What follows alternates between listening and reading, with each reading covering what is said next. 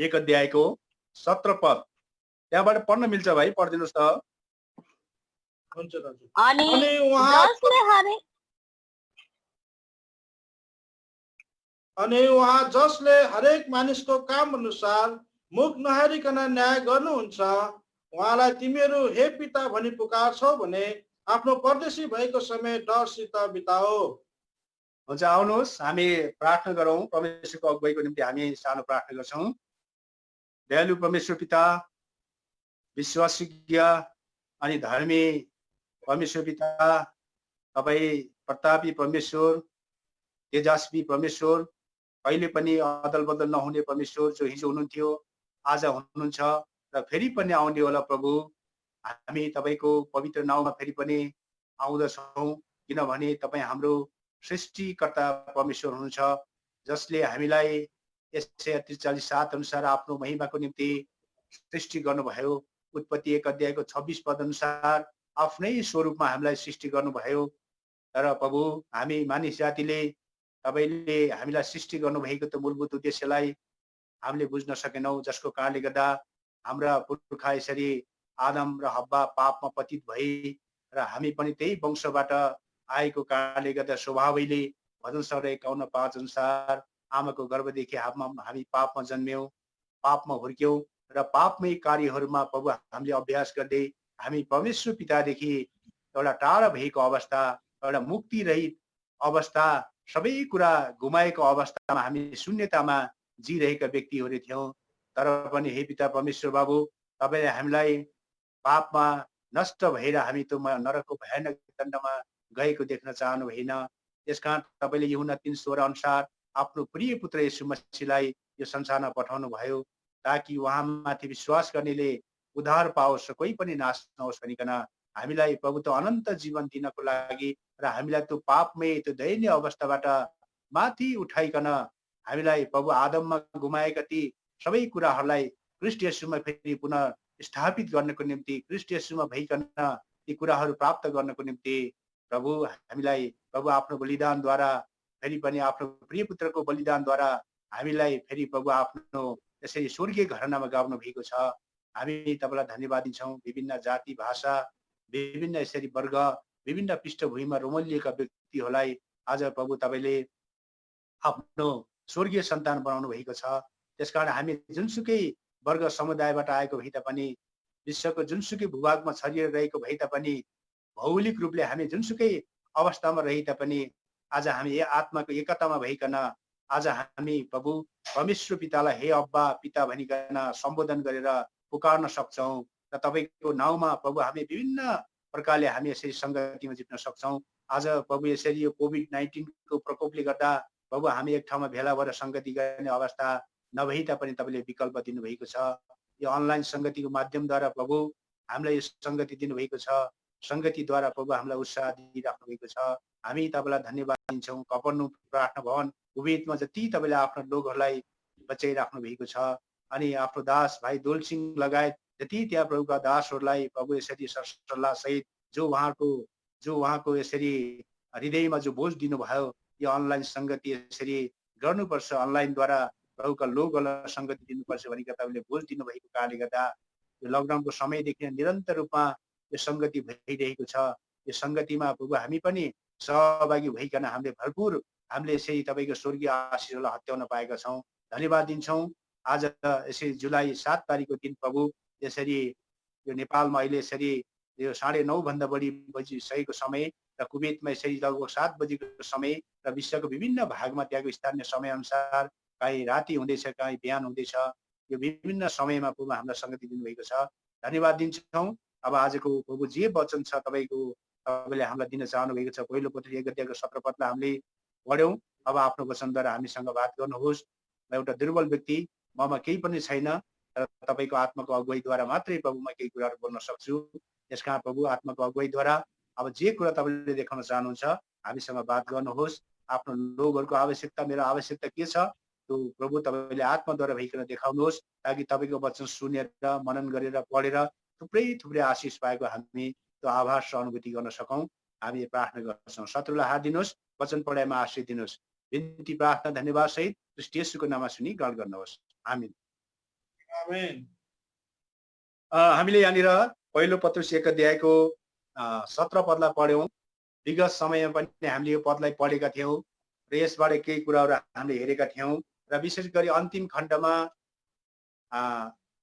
प्रवासी भएको समय चाहिँ डरसित बिताओ भन्ने विषयमा हामीले केही कुराहरू हेरेका थियौं त्यति बेला। तर आज हामी त्यो कुरालाई हेर्दैनौं। यहाँनिर दुईटा कुरालाई हामी हेर्दछौँ। यहाँ अगाडि नै छ त्यो कुराहरू चाहिँ, जसले हरेक मानिसको काम अनुसार मुख नहेरिकन न्याय गर्नुहुन्छ भन्ने कुरा एउटा। अनि दोस्रो कुरा चाहिँ उहाँलाई तिमीहरू हे पिता भनी पुकार्छौ भन्ने सम्बन्धमा हामी चाहिँ यो दुईटा कुरालाई आज हामी समयले हामीलाई कहाँसम्म साथ दिन्छ हामी सकभरमा एकदमै छोटकरीमा जान चाहन्छु र प्रभुको आत्माको अगुवाई अनुसार हामी केही कुराहरू हेर्दछौँ। सबभन्दा पहिलो खण्ड चाहिँ, अनि जसले भनेको परमेश्वरले हरेक मानिसको काम अनुसार मुख नहेरी न्याय गर्नुहुन्छ। आज प्रिय हो, यो संसारमा मान्छेले मान्छेको मुख हेरेर न्याय गर्छ। जब कुनै कुराको यसरी न्याय गर्नुपर्दा, कुनै कुराको फैसला गर्नुपर्दा मान्छेले त्यो मान्छेको मुख हेर्छ, त्यो मान्छेले कति पढेको छ, उसको पढाइ एजुकेसनलाई हेर्छ, त्यो मान्छेको सामाजिक मूल्य मान्यता के छ त्यो कुरालाई हेर्छ, अनि त्यो मान्छेसँग धन सम्पत्ति कति छ त्यो हेर्छ, अनि मान्छेले जातलाई पनि हेर्छ, कुन जातिको हो, कुन वर्गको, कुन समुदायको हो भनिकन यसरी मान्छेले आज यो आधारमा मान्छेले न्याय गर्ने गर्छ। तर हाम्रो परमेश्वरले कहिले पनि मान्छेको त्यो धन सम्पत्ति हेरेर, त्यो मान्छेको रूप हेरेर, उसको सामाजिक मूल्य मान्यतालाई हेरेर कहिले पनि परमेश्वरले चाहिँ न्याय गर्नुहुन्न। जस्तो इतिहासको एउटा कालखण्ड थियो।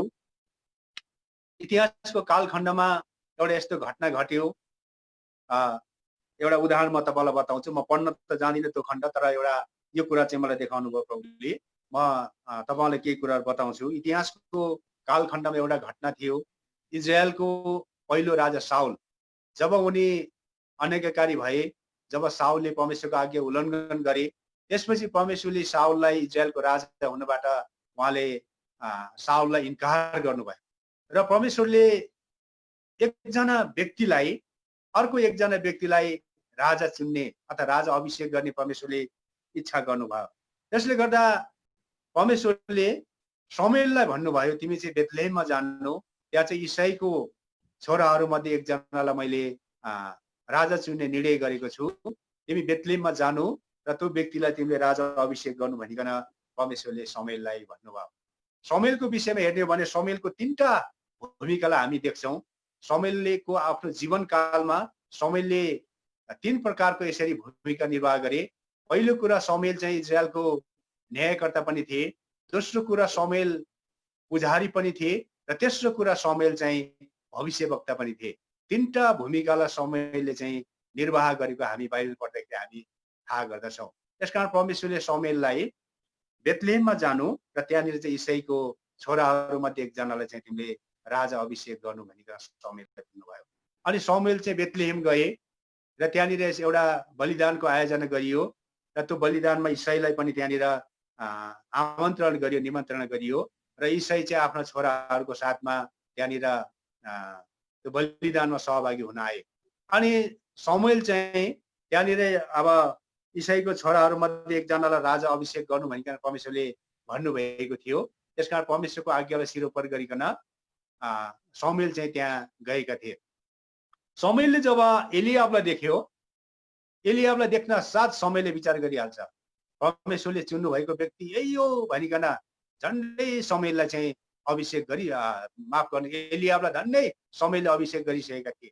तर चाहिँ परमेश्वरले भन्नुभयो, मैले उसलाई चुनेको छैन।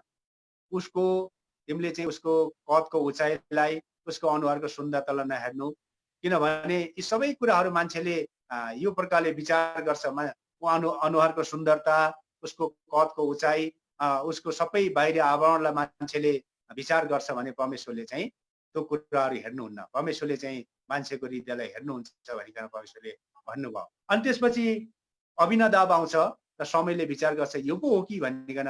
अनि परमप्रभुले भन्नुहुन्छ, यसलाई पनि परमप्रभुले चुन्नु भएको, यो व्यक्ति पनि होइन अथवा यसलाई पनि मैले चुनेको छैन भनिकन परमप्रभुले भन्नुहुन्छ।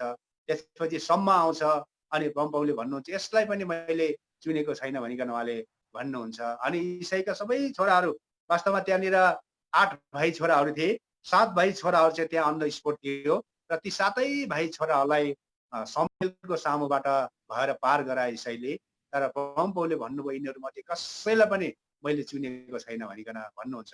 अनि शमूएलले इसाईलाई भन्छ तिम्रो छोराहरू यति मात्रै हुन् भन्दा इसाईले भन्छ अझै एकजना छ, कान्छो चाहिँ उता भेडा चराउन गएको छ, चाहिँ गोठाला हो, जङ्गलमा भेडा चराउन गएको छ भन्छ। अनि शमूएलले भन्छ उसलाई बोलाउनु, जबसम्म त्यो कान्छो छोरा यहाँ आइपुग्दैन तबसम्म हामी केही पनि खाने छैनौँ भनिकन शमूएलले भन्छ। त्यसपछि दाउद, उसको नाम चाहिँ दाउद थियो, उसलाई बोलाइन्छ र ऊ नआएसम्म त्यहाँ कसैले पनि केही खानेकुरा खाँदैन। र दाउद आइपुगेपछि चाहिँ त्यहाँनिर प्रभुले भन्नुहुन्छ व्यक्ति यही हो, यसैलाई अभिषेक गर भनिकन भन्नुहुन्छ परमेश्वरले। अनि दाउदलाई चाहिँ अब शमूएलले राजा अभिषेक गर्छ। दाउद वास्तवमा एउटा गोठाला कस्तो हुन्छ है, अब तपाईँहरू जो हामी गाउँबाट आएका छौँ, गाउँ बस्तीबाट आएकाहरूलाई एउटा गोठालाको विषयमा थाहा हुन्छ। गोठालाको अवस्था कस्तो हुन्छ, गोठालाले कहिले पनि राम्रो लुगा लगाएको हुँदैन। गोठाला है हुनसक्छ दाउद त्यस्तै अवस्थामा आइपुगे, त्यहाँनिर एकदमै झुत्रे झाम्रे कपडा लगाएको, कति दिन भएको थियो होला ननुहाएको अवस्था। तर पनि परमेश्वरले चाहिँ उसलाई चुन्नु भएको कारणले गर्दा जब दाउद आइपुगे शमूएललाई भन्नुभयो व्यक्ति यही हो, यसैलाई अभिषेक गर भनिकन दाउदले शमूएललाई त्यहाँनिर राजा अभिषेक गर्छ। यसका प्रिय हामी यो बाइबलको ऐतिहासिक घटनाबाट के कुरा थाहा गर्छौँ भने आज परमेश्वरले चाहिँ कुनै पनि मानिसको मुख नहेरिकन न्याय गर्नुहुन्छ। त्यो व्यक्तिको मुख हेरेर होइन, उसको एउटा सोसल स्ट्याटसलाई हेरेर होइन, सामाजिक मूल्य मान्यतालाई हेरेर होइन, उसको पढाइ लेखाइ, उसको धन सम्पत्तिले हेरेर होइन, र त्यो मान्छेको हृदयलाई हेर्नुहुन्छ। त्यो मान्छेको हृदय कस्तो छ, त्यो मान्छेको काम कस्तो छ भनिकन परमेश्वरले त्यो प्रकारले मूल्याङ्कन गर्नुहुन्छ। यो घटनाबाट हामी यो कुरा थाहा गर्दछौँ। अनि जब दाउदलाई जब शमूएलले राजा अभिषेक गरे, दाउद राजा अभिषिक्त हुने बित्तिकै दाउदले राज्य गर्न पाएन प्रिय हो। हामीलाई दाउदको विषयमा थाहा छ। दाउदलाई चाहिँ जीवनभरि नै साउल जबसम्म जिउँदो रहे साउलले खेदेको एउटा डाहाको कारणले गर्दा जब दाउदले गोलियतलाई मारेर फर्कँदै थिए त्यहाँ स्त्रीहरूले भन्न थाले साउलले हजारौँलाई मारे, दाउदले चाहिँ लाखौँलाई मारे भनिकन स्त्रीहरूले त्यो कुरा भनेको कारणले गर्दा साउलले दाउदप्रति यति ठुलो डाहा गर्यो। अरे मलाई चाहिँ हजारौँको श्रेय दिने, दाउदलाई चाहिँ लाखौँको श्रेय दिने भनिकन दाउदलाई एकदमै डाहाले गर्दा चाहिँ दाउदलाई उनले मार्ने कोसिस गर्यो। यसका प्रिय यो डाहा भन्ने कुरा यति नराम्रो कुरा हो, यो डाहा भन्ने कुरा यति घिनलाग्दो पाप हो। हामी विश्वासीमा चाहिँ यो कुराको डाहा हुनु हुँदैन। जब कुनै विश्वासीले उन्नति गर्छ भने हामीले त्यसमा हामी खुसी मनाउनु पर्छ, परमेश्वरलाई धन्यवाद दिनुपर्छ, हामीले डाहा गर्नु हुँदैन। तर आज धेरै मान्छेहरूमा यो डाहा हुन्छ। यो जसले अरूको डाहा गर्छ नि त्यो मान्छेको कहिले पनि उन्नति हुँदैन, त्यो मान्छे आफै पतित भएर जान्छ। यसकारण साउलले जीवनभरि नै यसरी दाउदलाई खेदेको डाहाको कारणले गर्दा अन्तमा चाहिँ साउल आफै पतित भएर गयो र दाउद राजा अभिषिक्त भएर पनि दाउदले तुरुन्तै राज्य गर्न पाएन। दाउद चाहिँ भाग्दै कहिले यसरी अदुल्लामको गुफामा, कहिले जीवको मरुभूमिमा, कहिले एनगदीमा हुँदै एकदमै भाग्दै हिँड्नु पर्यो। दाउदको लागि प्रिय हो त्यो एउटा प्रोबेसन पिरियड थियो, एउटा परीक्षण काल थियो। त्यो परीक्षण कालमा दाउद पास भए, जसले गर्दा साउलको मृत्युपछि दाउद एकदमै राजा भए। दाउदले चाहिँ यहुदामा 7.5 वर्ष अनि इजरायलमा 33 वर्षसम्म राज्य गरे। लगभग 40 वर्षसम्म दाउदले राज्य गरेको कुरा हामी थाहा गर्दछौँ। त्यसकारण दाउदको लागि त्यो एउटा प्रोबेसन पिरियड थियो र दाउदको लागि एउटा त्यो परीक्षण काल थियो। त्यो परीक्षण कालमा चाहिँ दाउद के भए, उनी पास भए, जसले गर्दा दाउद चाहिँ एउटा इजरायलीहरूको राजाहरूको इतिहासमा सबैभन्दा महान राजा बने। दाउद एउटा भेडा गोठाला थियो, तर परमेश्वरले चाहिँ दाउदको हृदयको अवस्था थाहा गरिसक्नु भएको थियो। यो व्यक्ति चाहिँ मेरो निम्ति एउटा काम लाग्ने भाडा बन्ने छ, यो व्यक्तिले यो व्यक्तिले चाहिँ मेरो हृदय अनुसारको मान्छे बन्ने छ भन्ने कुरा परमेश्वरलाई त्यो कुरा पहिले थाहा थियो। यसैले इसाईको 8 भाइ छोराहरू मध्ये परमेश्वरले चाहिँ दाउदलाई चाहिँ चुन्नु भयो, किनभने परमेश्वरले चाहिँ मुख हेरेर होइन, मान्छेको हृदय अनुसार अनि उसको काम अनुसार चाहिँ न्याय गर्नुहुन्छ। जसरी दाउद राजा अभिषिक्त भए तर दाउदले तुरुन्तै राज्य गर्न पाएन। दाउद चाहिँ विभिन्न प्रकारको परिस्थितिहरूमा खेद निन्दा सताउन भएर जानु पर्यो। दाउदको लागि एउटा परीक्षण काल थियो भने प्रिय हो। तपाईँ हामीलाई पनि परमेश्वरले प्रकाशको किताब 1 अध्यायको 6 पद अनि 5 अध्यायको 10 पद अनुसार हामीलाई पनि राजा र पुजारी उहाँले बनाइसक्नु भएको छ। तर हामीले राज्य गर्न पाएका छैनौँ।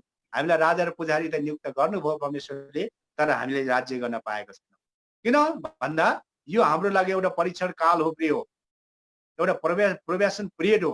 प्रोबेसन पिरियड अब तपाईहरु विदेशमा काम गर्नेहरूलाई झन् बेसी थाहा हुन्छ। कुनै पनि कम्पनीमा तपाईँ हामी काम गर्न जाँदाखेरि हामी कम्पनीमा काम गर्न जाँदाखेरि जब कम्पनीले हायर गर्छ सबभन्दा पहिला चाहिँ त्यहाँनिर चाहिँ 100 डेजको प्रोबेसन पिरियड हुन्छ। माफ गर्नुहोस्, 100 दिनको त्यहाँ परीक्षण काल हुन्छ। त्यो 100 दिनसम्म त्यो नयाँ हायर गरेको स्टाफले कस्तो काम गर्छ, उसको आचरण कस्तो छ, उसको स्वभाव कस्तो छ भनिकन कम्पनीले त्यहाँनिर यसरी निगरानी राखेको हुन्छ। त्यो 100 दिनको पिरियडमा चाहिँ जब उसले काम बिगार्यो भने, उसको आचरण ठिक लागेन भने कम्पनीले फेरि उसलाई फायर पनि गर्न सक्छ। त्यो 100 दिनको त्यो प्रोबेसन पिरियड परीक्षण काल जब उसले उत्तीर्ण गर्छ, त्यसपछि चाहिँ कम्पनीले उसलाई उमाथि विश्वास गर्छ अनि उसलाई थप जिम्मेवारीहरू दिन्छ। यस्तै प्रकारले प्रिय हो, तपाईँ हामीलाई परमेश्वरले राजा र पुजारी नियुक्त गरिसक्नु भएको छ। हामी राजा र पुजारी हौँ परमेश्वरको वचन अनुसार, तर तपाईँ हामीले त्यो राज्य पाइसकेका छैनौँ। अर्थात् त्यो हामी अनन्त राज्यभित्र हामी गइसकेका छैनौँ। अनन्त राज्यमा हामी जाने तर्खरमा छौँ।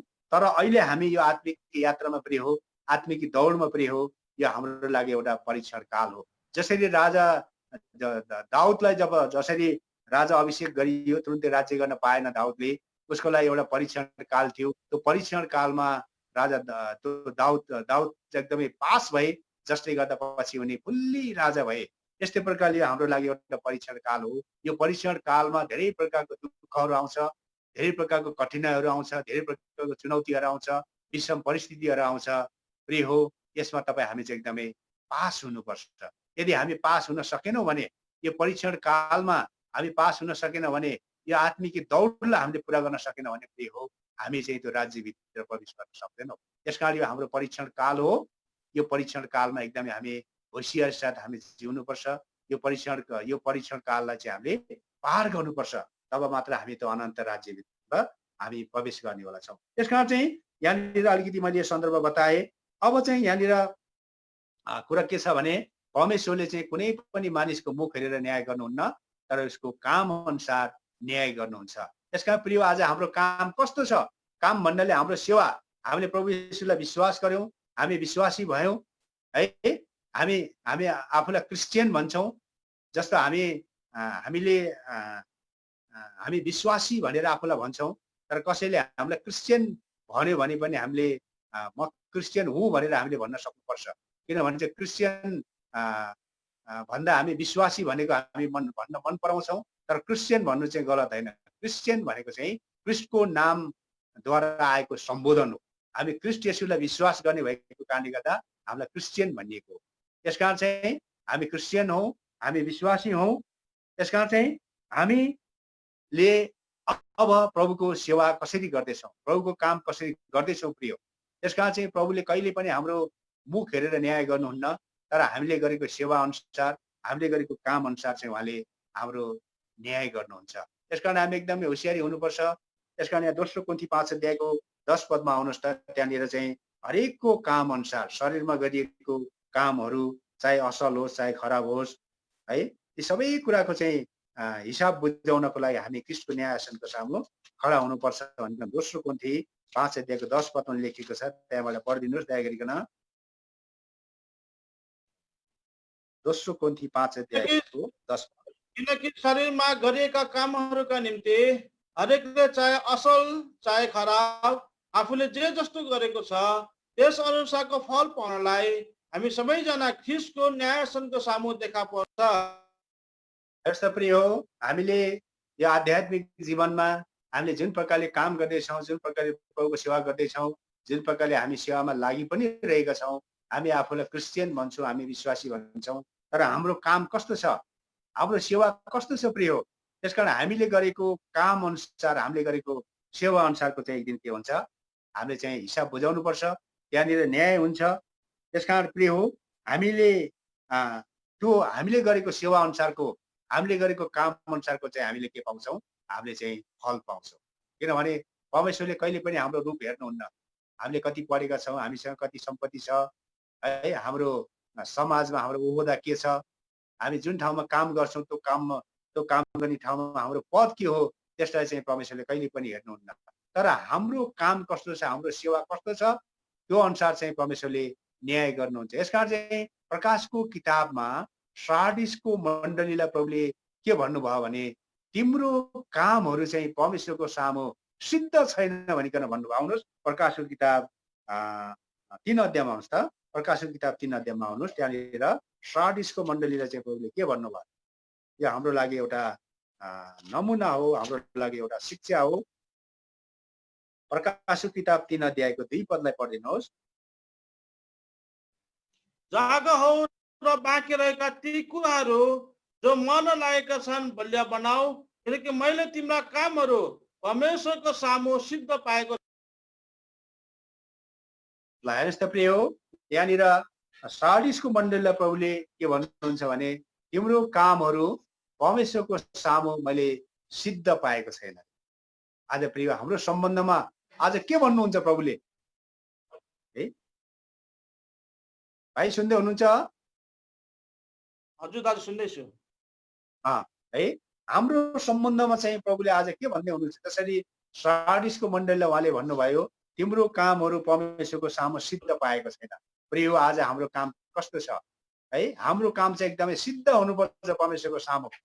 आज मान्छेको सामु होइन, मान्छेलाई देखाउनको लागि, मान्छेको अगाडि एकदमै ठिक्क पार्नको लागि, हामी कुनै प्रकारले यसरी मान्छेको अगाडि राम्रो बनिनको लागि हामीले त्यो प्रकारले हामी सेवा गर्नु हुँदैन, त्यो प्रकारले हामीले परमेश्वरको काम गर्नुहुन्न। तर चाहिँ हाम्रो काम चाहिँ परमेश्वरको सामु चाहिँ एकदमै सिद्ध हुनुपर्छ। त्यो सिद्ध कामले मात्रै प्रिय हामीलाई इनामतर्फ उन्मुख गराउँछ। त्यसकारण हाम्रो काम सिद्ध छ भने मात्रै हामीले इनाम पाउँछौँ, काम सिद्ध भएन भने प्रिय हामीले इनाम पाउन सक्दैनौँ। त्यसकारण चाहिँ यहाँ रोमीको पत्र 2 अध्यायमा आउँछ, हरेकले जे गरेको छ त्यो अनुसारको प्रतिफल पाउनेछ भनिकन रोमीको पत्र 2 अध्यायमा आउनुहोस्। रोमीको पत्र 2 अध्यायमा आउनुहोस्।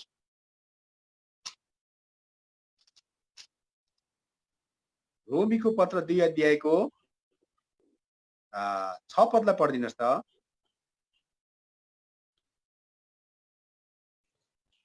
परमेश्वरले हरेकलाई उसका कामहरू अनुसार प्रतिफल दिनुहुनेछ। परमेश्वरले हरेकलाई उसको कामहरू अनुसार चाहिँ प्रतिफल दिनुहुनेछ भनेर लेखिएको छ। अब पढिदिनुहोस् भाइ, 7 पददेखि पढिदिनुहोस् त। धीरजसँग असल काममा लागिरहँदै महिमा, आदर र अमरताको खोज गर्नेहरूलाई अनन्त जीवन। अब र यहाँनिर जो झगडालु छन्, जसले सत्यता पालन गर्दैन तर अधर्म पालन गर्दछन्, तिनीहरूमाथि रिस र क्रोध। अब यहाँनिर हेर्नुहोस्, अब परमेश्वरको वचनले स्पष्टसँग भनेको छ, आज मान्छेको काम अनुसार चाहिँ उहाँले प्रतिफल दिनुहुन्छ। जस्तै 7 पदमा भन्छ, धीरजसँग असल काममा लागिरहँदै महिमा, आदर, अमरतालाई खोज गर्नेहरूलाई अनन्त जीवन भन्छ के। धीरजसँग असल काम गर्नेहरूलाई अथवा असल काममा लागिरहनेहरूलाई चाहिँ परमेश्वरले महिमा, आदर र अमरताको खोज गर्नेहरूलाई अनन्त जीवन भनिकन लेखेको छ। तर चाहिँ 8 पदमा जो झगडालु छन् र सत्यता पालन गर्दैनन् तर अधर्म पालन गर्दछन्, तिनीहरूमाथि रिस र क्रोध। अब यसबाट हामी थाहा गर्छौँ कि असल काम गर्नेहरूले कस्तो इनाम पाउँदो रहेछ, खराब काम गर्नेहरूले कस्तो इनाम पाउँदो रहेछ भन्ने कुरा हामीले यहाँ थाहा गर्छौँ। अब पढिदिनुहोस् त भाइ, 9, 10, 11 पदमा पढिदिनुहोस् त। अब यति मात्रै। दुष्ट काम गर्ने मानिसको हरेक प्राणमाथि सङ्कट र वेदना, पहिले यहुदीमाथि अनि ग्रीकमाथि पनि, तर असल काम गर्ने हरेक मानिसलाई महिमा, आदर र शान्ति, पहिले यहुदीलाई अनि ग्रीकलाई पनि। 11 पद, किनभने परमेश्वर पक्षपात गर्नुहुन्न। यस्तो प्रिय हो, परमेश्वरले कहिले पनि पक्षपात गर्नुहुन्न। आज संसारमा मान्छेले पक्षपात गर्छ, ऊ चाहिँ मेरो जातिको, ऊ मेरो समुदायको, ऊ मेरो आफन्त हो, ऊ मेरो नजिकको मान्छे हो भनिकन एउटा नातावाद, कृपावाद, विभिन्न प्रकारको वादहरूलाई यसरी हेरेर मान्छेले न्याय गर्छ आज। तर परमेश्वरले कहिले पनि पक्षपात गर्नुहुन्न। चाहे धनी होस्, चाहे गरिब होस्, चाहे कुनै पनि यसरी उसको सोशल स्ट्याटस, सामाजिक मूल्य मान्यता जेसुकै होस्, परमेश्वरले कहिले पनि त्यो कुराको ख्याल गर्नुहुन्न। तर त्यो व्यक्ति जोसुकै किन नहोस्, उसले जस्तो काम गर्छ त्यही अनुसारको चाहिँ परमेश्वरले न्याय गर्नुहुन्छ, त्यही अनुसार चाहिँ परमेश्वरले प्रतिफल दिनुहुन्छ। किनभने परमेश्वरले चाहिँ कहिले पनि उहाँले चाहिँ पक्षपात गर्नुहुन्न। मान्छेले पक्षपात गर्छ, तर परमेश्वरले चाहिँ कहिले पनि पक्षपात गर्नुहुन्न। यसकारण प्रिय हो, आज हाम्रो काम चाहिँ परमेश्वरको सामु चाहिँ सिद्ध हुनुपर्छ। हाम्रो काम चाहिँ परमेश्वरको सामु ग्रहणयोग्य हुनुपर्छ। हामीले गरेको सेवा चाहिँ परमेश्वरको दृष्टिमा चाहिँ ग्रहणयोग्य हुनुपर्छ। यसकारण चाहिँ यूहन्नाको दोस्रो पत्रमा भन्छ, तिमीहरूले जे कुराको लागि तिमीहरूले चाहिँ परिश्रम गरेका छौ, तिमीहरूले चाहिँ इनाम नगुमाओ, आफ्नो विषयमा होसियारी बस। यूहन्नाको दोस्रो पत्रमा आउनुहोस् त, दोस्रो यूहन्नाको पत्रमा आउनुहोस्, यता पछाडिपट्टि एउटा पदलाई हामी पढ्छौँ। दोस्रो यूहन्नाको पत्र, यूहन्नाको दोस्रो पत्रमा आउनु छ, त्यहाँ एउटा अध्याय मात्रै छ। यूहन्नाको दोस्रो पत्रको 8 पदलाई पढिदिनुहोस् त। आफ्नो विषयमा होशियार बस, यसैले कि जुन कुराहरूका लागि हामीले परिश्रम गर्यौं ती कुराहरू हामी नगुमाऊ, तर पूरा प्रतिफल पाऊ। यहाँनिर परमेश्वरको वचनले भन्छ, आफ्नो विषयमा होशियार बस कि जुन कुराहरूका लागि हामीले परिश्रम गर्यौं तिनलाई हामी नगुमाऊ, तर पुरा प्रतिफल पाऊ भन्छ। यसका प्रिय हो, हामी आज होशियारी बस्नुपर्छ। हामी जुन कुराको लागि आज परिश्रम गरिरहेका छौँ, आज त्यो स्वर्गीय इनाम पाउनको लागि आज हामीले परिश्रम गरिरहेका छौँ। यदि हामी होशियारी बसेनौँ भने प्रिय हो, यदि हामीले गरेको सेवा, हामीले गरेको काम चाहिँ परमेश्वरको सामु त्यो सिद्ध पाइएन भने प्रिय हो, हामीले प्रतिफल पाउँदैनौँ, हामीले इनाम पाउँदैनौँ। यसकारण चाहिँ हामीले कुन प्रकारले आज सेवा गर्दैछौँ, कुन प्रकारले हामी आत्मिक दौडमा अगाडि बढिरहेका छौँ, हाम्रो आत्मिक चाल कस्तो छ, कुन प्रकारले हामी चलिरहेका छौँ, यो विषयमा हामी एकदमै होशियारी बन्नुपर्छ। किनभने एउटा उखान छ नि, कुनै रातभरि करायो दक्षिण हरायो भन्ने एउटा उखान छ नि है। रातभरि करायो कराए आखिरमा केही पनि भएन, हातला शून्य। यसकारण हामी जुन कुराको लागि हामीले परिश्रम गरिरहेका छौँ है, हामीले किन आज दुःख उठाएर सेवा गर्दैछौँ, किन आज हामीले प्रभुको लागि परिश्रम गर्दैछौँ भन्दा इनाम पाउनको लागि हो नि त। माथि गएर त इनाम पाउनको लागि, माथि गएर त मुकुट पाउनको लागि हो। तर प्रिय हो, हामीले सेवा गर्दा गर्दै पनि, परिश्रम गर्दा गर्दै पनि हामीले होशियारी भएनौँ भने, हामीले एउटा म्यान प्लिजिङ, मान्छेलाई खुसी पार्ने प्रकारले सेवा गर्दैछौँ भने, मान्छेको दृष्टिमा एकदमै मान्छेलाई प्रसन्न तुल्याउनको लागि मात्रै हामीले सेवा गर्दैछौँ, मान्छेको दृष्टिमा मात्रै आफू प्रख्याति कमाउनको लागि मात्रै हामी सेवा गर्दैछौँ, हामीले गरेको सेवा चाहिँ परमेश्वरको दृष्टिमा ग्रहणयोग्य छैन भने के हो, हामीले चाहिँ इनाम पाउँदैनौँ। यी सबै कुराहरू व्यर्थ हुनेवाला छ। त्यसकारण हामी आफ्नो विषयमा एकदमै होशियारी भएर जुन कुराको लागि हामीले परिश्रम गरिरहेका छौँ, त्यो परिश्रम गरे अनुसारको एकदमै पुरा हामीले प्रतिफल पाउने गरी, त्यसको परिणाम आउने गरी, त्यसको एउटा पोजिटिभ रिजल्ट आउने गरिकन हामीले सेवा गर्नुपर्छ कि हाम्रो सेवा चाहिँ परमेश्वरको दृष्टिमा सिद्ध हुनुपर्छ। त्यसकारण यहाँनिर आउनुहोस् त, यहाँनिर पहिलो कोरिन्थी 3 अध्यायमा आउनुहोस्। त्यहाँनिर हाम्रो हरेक मानिसको काम चाहिँ आगोले जाँचिनेछ भनेको लेखेको छ। पहिलो कोरिन्थी 3 अध्यायमा आउनुहोस्।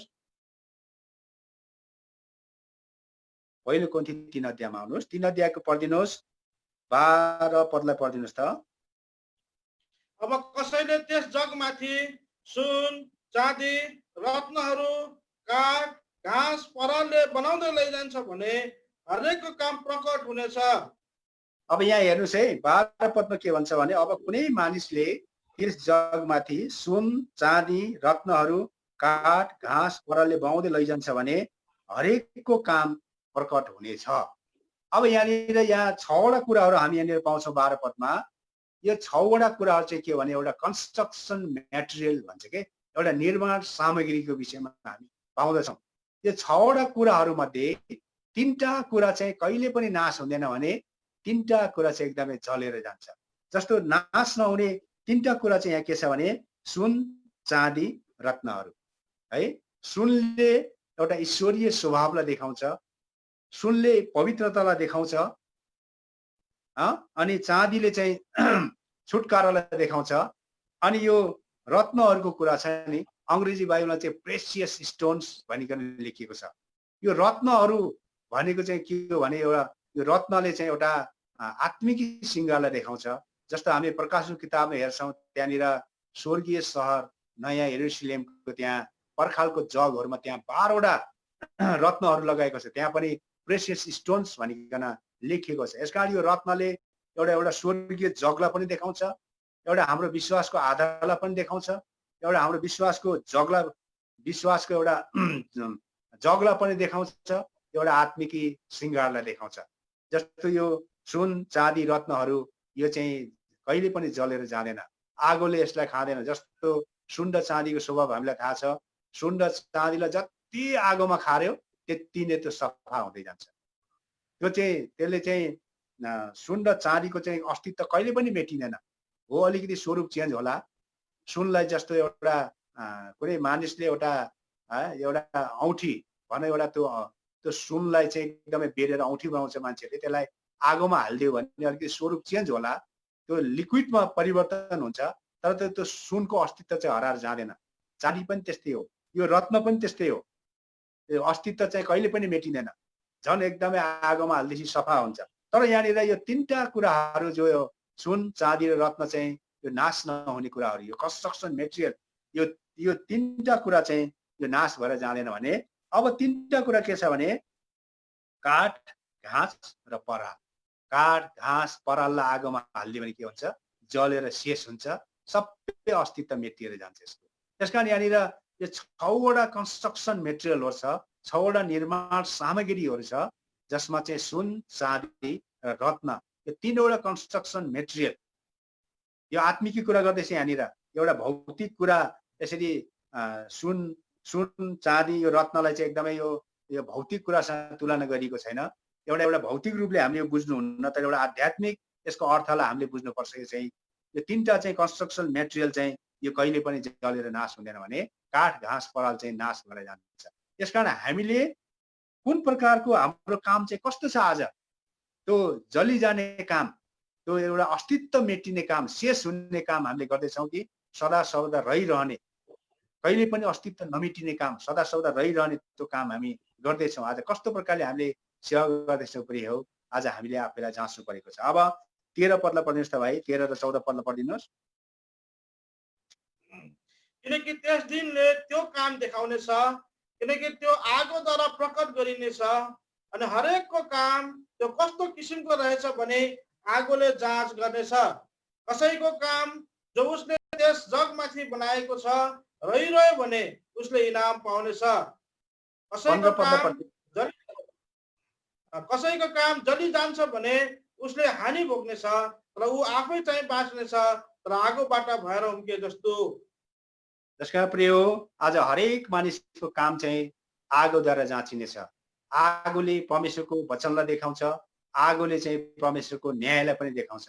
यसका चाहिँ हरेक मानिसको काम चाहिँ आज आगोद्वारा एक दिन जाँचिनेछ प्रिय हो। यसकारण हाम्रो काम चाहिँ कस्तो छ, त्यो आगोले शेष हुने, त्यो अस्तित्व मेटिने प्रकारले हामीले काम गर्दैछौँ कि त्यो प्रकारको एउटा देखावटी सेवा गर्दैछौँ कि प्रिय हो, कस्तो छ आज हाम्रो सेवा? आज हाम्रो सेवा चाहिँ यस्तो होस् कि त्यो चाहिँ आगोद्वारा जाँचिँदा, परमेश्वरको वचनद्वारा जाँचिँदा, त्यो न्यायद्वारा जाँचिँदाखेरि चाहिँ हाम्रो काम चाहिँ एकदमै रहिरहेको हुनुपर्छ। सुन, चाँदी, रत्नहरू जस्ता यसरी शेष नहुने, अस्तित्व नमेटिने यस्ता कन्स्ट्रक्सन मेटेरियलहरू, निर्माण सामग्रीहरूद्वारा आज हाम्रो काम चाहिँ के हुनुपर्छ, आज त्यो प्रकारले हामीले हाम्रो काम यसरी सिद्ध हुँदै जानुपर्छ। त्यो प्रकारले हाम्रो यसरी आत्मिकी जग चाहिँ बसालिएको हुनुपर्छ। त्यो प्रकारले हामीले सेवा गरेको हुनुपर्छ, जसको कारणले गर्दा प्रिय हो हामीले चाहिँ त्यही प्रकारको हामीले प्रतिफल पाउनेछौँ, त्यही प्रकारले हामी इनाम पाउनेछौँ। यसकारण कोरिन्थीको किताबमा भन्छ, दौडमा दगुर्नेहरू त सबै दगुर्छ, तर इनाम चाहिँ एउटाले पाउँछ। एउटा पदलाई पढाउँदा आउनुहोस् त, पहिलो कोरिन्थी 9:24 यो पद पढिहाल्नु आउनुहोस्। पहिलो कोरिन्थी 9:24। दौडमा दगुर्नेहरू सबै दगुर्छन् तर पुरस्कार चाहिँ एउटाले पाउँछ। के यो तिमीहरूलाई थाहा छैन? तिमीहरू यसरी नै दगुर के पुरस्कार पाओ। यस्ता प्रिय हो अझ खेलकुदमा है जस्तै स्पोर्टमा भाग लिनेहरू, दौडमा दगुर्नेहरू त सबै दगुर्छ, धेरैजना पार्टिसिपेट हुन्छ त्यहाँनिर, धेरैजना सहभागी हुन्छ, तर पुरस्कार सबैले पाउँदैन नि त। पुरस्कार त्यो व्यक्तिले पाउँछ जसले चाहिँ के गर्छ, जसले दौडलाई जित्छ, जसले चाहिँ त्यो आफ्नो दौडलाई सबैभन्दा पहिला पुरा गर्छ, ठिक प्रकारले एउटा नियममा आबद्ध भएर त्यो नियमलाई पालन गरेर अनुशासनमा रहेर उसले चाहिँ एकदमै दगुर्छ नि, त्यो दौडलाई पुरा गर्छ, सबैभन्दा एकदमै पहिलो स्थानमा आउँछ, त्यो व्यक्तिले मात्र के पाउँछ, पुरस्कार पाउँछ, सबैले पाउँदैन। त्यसकारण यहाँनिर प्रभुको दास पावलले यहाँनिर आज यो दौडको उदाहरणद्वारा चाहिँ यसरी कोरिन्थीको मण्डलले यो कुरा बताइरहेको छ। आज हामीलाई पनि एउटा शिक्षा हो, हाम्रो लागि पनि एउटा यो परमेश्वरको वचन एउटा नमुना हो। हामी पनि हाम्रो आध्यात्मिक दौडमा, आत्मिक दौडमा यस्तो प्रकारले हामी दगुर्नुपर्छ रे, हामीले यस्तो प्रकारले सेवा गर्नुपर्छ रे कि हामीले चाहिँ के पाउनुपर्छ, इनाम पाउनुपर्छ। त्यो इनाम पाउने गरी, त्यो इनामलाई हत्याउने गरी, त्यो इनामलाई चाहिँ के गर्ने, इनामलाई यसरी रिसिभ गर्ने, त्यसलाई प्राप्त गर्ने गरिकन हामीले चाहिँ सेवा गर्नुपर्छ। हामीले यो प्रकारले परमेश्वरको काम गर्यो भने पनि हो, हामीले अवश्य पनि इनाम पाउँछौँ। त्यसकारण चाहिँ यो आत्मिकी दौडमा हामी बडो अनुशासित भएर है एकदमै संयमी प्रकारले हामी दगुर्नुपर्छ। त्यत्तिकै जताभाइ दगुरेर हुँदैन है। दौडमा भाग लिने खेलाडीले कति साह्रो उसले संयमित हुनुपर्छ, अनुशासित हुनुपर्छ, त्यो एउटा त्यो नियमभित्र रहेर दगुर्नुपर्छ, तब मात्र उसले पुरस्कार पाउँछ। हामी पनि यो आत्मिकी दौडमा एउटा नियम राखिदिनु भएको छ प्रभुले, त्यो नियमभित्र हामी आबद्ध हुनुपर्छ, त्यो नियमलाई हामीले आत्मसात गर्नुपर्छ। हामी संयमी भएर, धीरजी भएर हामी दगुर्यो भने हामीले के पाउँछौँ, इनाम पाउँछौँ।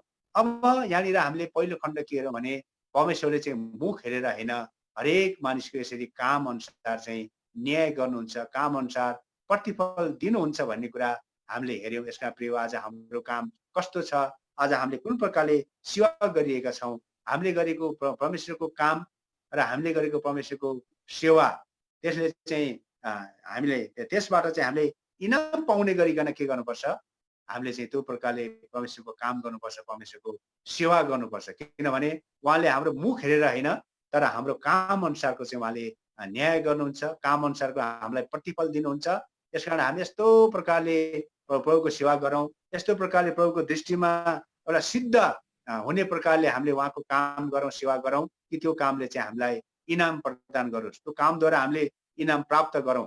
त्यसकारण इनाम प्राप्त गर्ने प्रकारले हामीले चाहिँ परमेश्वरको काम गरौँ, परमेश्वरको सेवा गरौँ। त्यसकारण यो चाहिँ पहिलो खण्ड भयो। अब म तपाईँलाई दोस्रो खण्डतर्फ म तपाईँलाई उन्मुख गराउन चाहन्छु कि हामीले त्यहाँनिर पढौँ, उहाँले जसले हरेक मानिसको मुख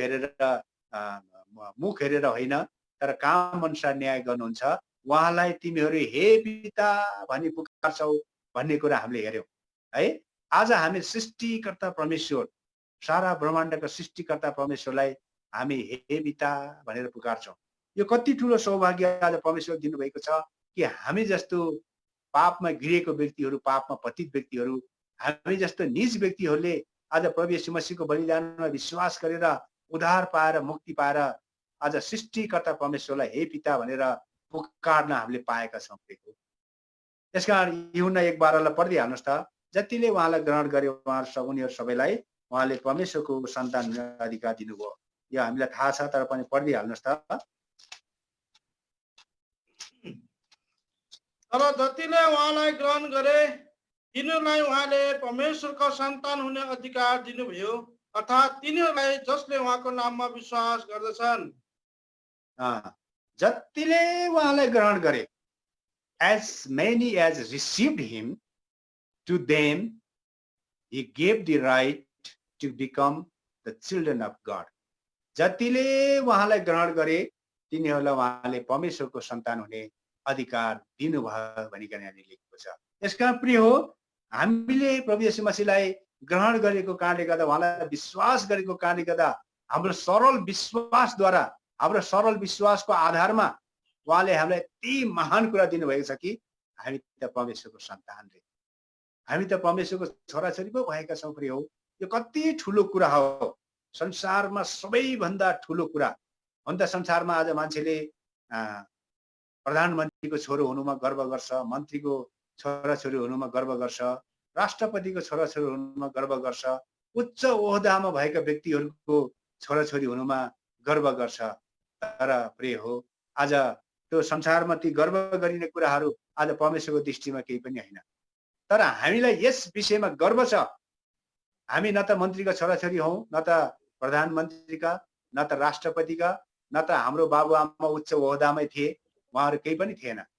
तर प्रिय हो, आज हामीले प्रभु येशू मसीहलाई विश्वास गरेको कारणले गर्दा सरल विश्वासद्वारा आज हामी परमेश्वरको सन्तान हुन पाएका छौँ। हामीलाई चाहिँ परमेश्वरको सन्तान हुने अधिकार उहाँले हामीलाई दिनुभएको छ। यसकारण चाहिँ हामी यहाँनिर गलाती 4 अध्यायको 6 पदमा आउनुहोस् त, उहाँलाई चाहिँ हे अब्बा, हे पिता भनिकन सम्बोधन गर्ने आफ्नो पुत्रको आत्मा दिनुभएको छ भन्छ। आउनुहोस् त, गलाती 4 अध्यायको 6 पदमा त्यो कुरा लेखिएको छ। अनि तिमीहरू पुत्र भएका हुनाले परमेश्वरले हे अब्बा हे पिता भन्दै पुकार्ने आफ्नै पुत्रको आत्मा तिमीहरूका हृदयभित्र पठाउनु भएको छ। हेर्नुहोस् त, हामीले चाहिँ प्रभु येशू मसीहलाई विश्वास गरेको कारणले गर्दा परमेश्वरको पुत्र अर्थात् परमेश्वरको छोराछोरी हामी भएका छौँ। त्यो कारणले गर्दा हे अब्बा, परमेश्वरले चाहिँ हे अब्बा हे पिता भनेर पुकार्ने आफ्नो पुत्रको आत्मा चाहिँ तिमीहरूको हृदयभित्र पठाउनु भएको छ है। हामीले प्रभु येशू मसीहलाई विश्वास गरेको कारणले गर्दा यति ठुलो अधिकार दिनुभयो। आज सारा ब्रह्माण्डको मालिक सृष्टिकर्ता परमेश्वरलाई हे अब्बा हे पिता भनेर सम्बोधन गर्ने त्यो आत्मा हामीले पाएका छौँ। यसकारण जब जब हामी प्रार्थना गर्छौँ, जब जब हामी परमेश्वरलाई पुकार गर्छौँ नि, हामी हे पिता हे अब्बा भनेर हामी सम्बोधन गर्छौँ पहिला।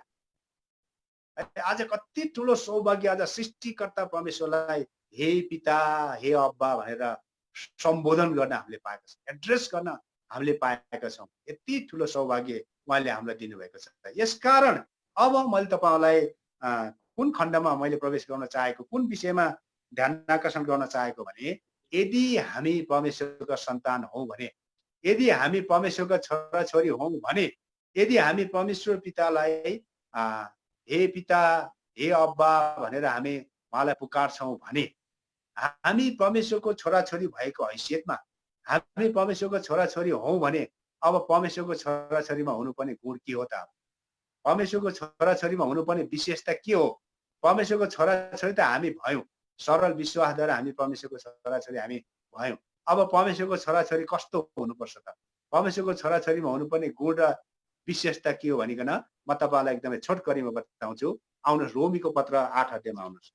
परमेश्वरको छोराछोरी कस्तो हुनुपर्ने रहेछ, त्यो गुण चाहिँ हामीमा छ कि छैन, यो समय चाहिँ एकदमै आफूलाई जाँच्ने समय हो, जाँच्ने घडी हो। रोमीको पत्र 8 अध्यायको 14 पदलाई पढिदिनुहोस् त।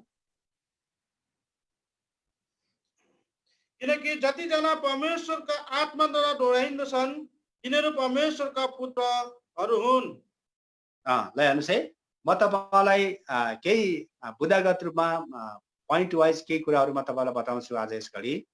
परमेश्वरका छोराछोरी हामी हौँ, तर परमेश्वरको छोराछोरीमा हुनुपर्ने गुण के हो त?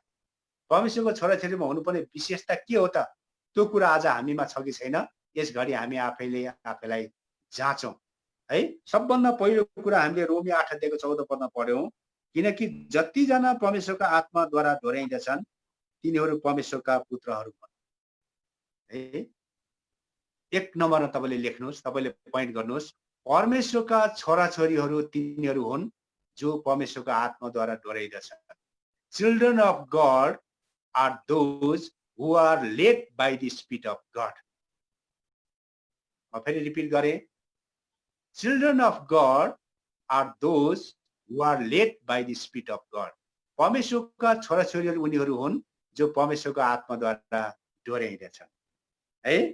आज प्रिय हो, परमेश्वरको छोराछोरीमा हुनुपर्ने गुण र विशेषता के रहेछ भने, यदि कसैले आफूलाई चाहिँ म परमेश्वरको छोरा हुँ, म परमेश्वरको छोरी हुँ, अथवा म विश्वासी हुँ, म इसाई हुँ, म क्रिस्चियन हुँ भनिकन भन्छ भने ऊ चाहिँ परमेश्वरको आत्माद्वारा डोर्याइएको प्रिय आज हामी के कुराले आज हामीलाई डोर्याउँदैछ?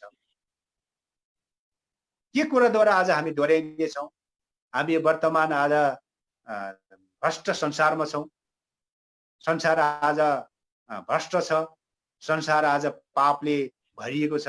संसारमा थुप्रै थुप्रै पापमय गतिविधिहरू हुन्छ। थुप्रै थुप्रै पापमय कुराहरूको अभ्यास भइरहेको छ संसारमा। आज यो वर्तमान दुष्ट संसारबाट परमेश्वरले हामीलाई गलाती 1:4 अनुसार उहाँले हामीलाई छुटकारा दिनुभएको छ। हामीलाई अलग त गराउनु भएको छ, तर हाम्रो अवस्था के छ?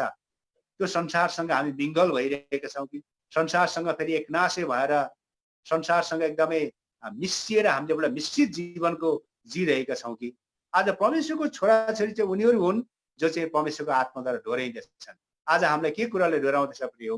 यो संसारले डोर्याउँदैछ कि संसारको आकर्षणले हामीलाई डोर्याउँदैछ कि संसारमा भएका यसै थुप्रै प्रकारका अभिलाषाहरू, आँखाको अभिलाषा, शरीरको अभिलाषा, जीविकाको घमण्ड, यी कुराहरूले पो आज हामीलाई डोर्याउँदैछ कि संसारको धन सम्पत्तिले हामीलाई डोर्याउँदैछ कि संसारमा भएका यसरी कैयौँ त्यस्ता आकर्षित पार्ने कुराहरू, मन लोभ्याउने कुराहरू, ती कुराहरूले पो आज हामीलाई डोर्याउँदैछ कि प्रिय हो? त्यसो हो भने हामी परमेश्वरको सन्तान हामी भन्न हामी योग्यका हुँदैनौँ। परमेश्वरको सन्तान भनिन हामी त्यति बेला मात्रै योग्य हुन्छौँ जब हामीलाई चाहिँ परमेश्वरको आत्माले डोर्याइएको हुन्छ। जब हामी परमेश्वरको आत्माले डोर्याइएका हुन्छौँ त्यति बेला मात्रै हामी परमेश्वरको सन्तान हौँ भनिकन हामीले गर्वका साथ भन्न सक्छौँ। त्यो भन्ने अवस्था आउँछ प्रिय। यसका चाहिँ यहाँनिर आउनुहोस् त एउटा पद मैले याद भयो, गलातीको पत्र 8 अध्यायमा आउनुहोस् त। यदि कोही परमेश्वरको आत्माद्वारा डोर्याइदिएछ भने ऊ चाहिँ व्यवस्थाको अधीनमा छैन भन्छ। गलातीको पत्र 5 अध्यायको 18 पदले कुरा छ, पढिदिनुहोस्। तर तिमीहरू आत्माद्वारा डोर्याइँदछौ भने तिमीहरू व्यवस्थाको अधीनमा छैनौ। हेर्नुहोस् त, तर तिमीहरू आत्माद्वारा डोर्याइँदैछौ भने तिमीहरू व्यवस्थाको अधीनतामा छैनौ भन्छ। यदि हामी साँच्चै परमेश्वरको आत्माद्वारा डोर्याएका छौँ भने प्रिय हो हामी व्यवस्थाको अधीनतामा छैनौँ। परमेश्वरले हामीलाई पाप, व्यवस्था, मृत्यु अनि शैतानको बन्धनबाट, रीतिरिवाजको बन्धनबाट, सबै प्रकारको बन्धनबाट आज प्रभुले तपाईँ हामीलाई छुटकारा दिनुभएको छ। तर यदि हामी आत्माद्वारा डोर्याइएका छौँ भने मात्रै है, यदि हामी आत्माद्वारा डोर्याएका छौँ भने चाहिँ व्यवस्थाको अधीनतामा छैनौँ भन्छ यहाँ बाइबलले। यदि आत्माद्वारा हामी डोर्याइएका छैनौँ भने चाहिँ, आत्माद्वारा हामी डोर्याएका छैनौँ भने हामी व्यवस्थाको अधीनतामै छौँ। हाम्रो छुटकारा भएको छैन। There is no redemption. त्यहाँ छुटकारा भएको छैन, किनभने परमेश्वरले हामीलाई छुटकारा दिनुभएको छ के कुराबाट? पाप, व्यवस्था, मृत्यु, शैतान अनि रीतिरिवाजको सबै प्रकारको बन्धनबाट छुटकारा दिनुभएको छ। त्यसकारण त्यो छुटकारा पाएको एउटा अनुभवमा परमेश्वरको छोराछोरी हो हामी हौँ भने हामी आत्माद्वारा डोर्याएको हुनुपर्छ। यदि आत्माद्वारा डोर्याएको छैन भने त हामी फेरि त्यो व्यवस्थाको अधीनतामा हुन्छौँ नि। हाम्रो छुटकारा भएको छैन, हामी बन्धनमै छौँ अझै पनि। हामी त्यो कैयौँ प्रकारको यसरी त्यो पापको जन्जिरले अझै पनि हामीलाई यसरी बन्धनमा राखिरहेको हुन्छ। किनभने व्यवस्था, यो व्यवस्थाले चाहिँ कहिले पनि मान्छेलाई छुटकारा दिन सकेन पुरानो समयमा। व्यवस्थालाई पालन गर्ने मान्छे कोही पनि धर्मी हुँदैन भनिकन यहाँनिर बाइबलमा लेखिएको छ।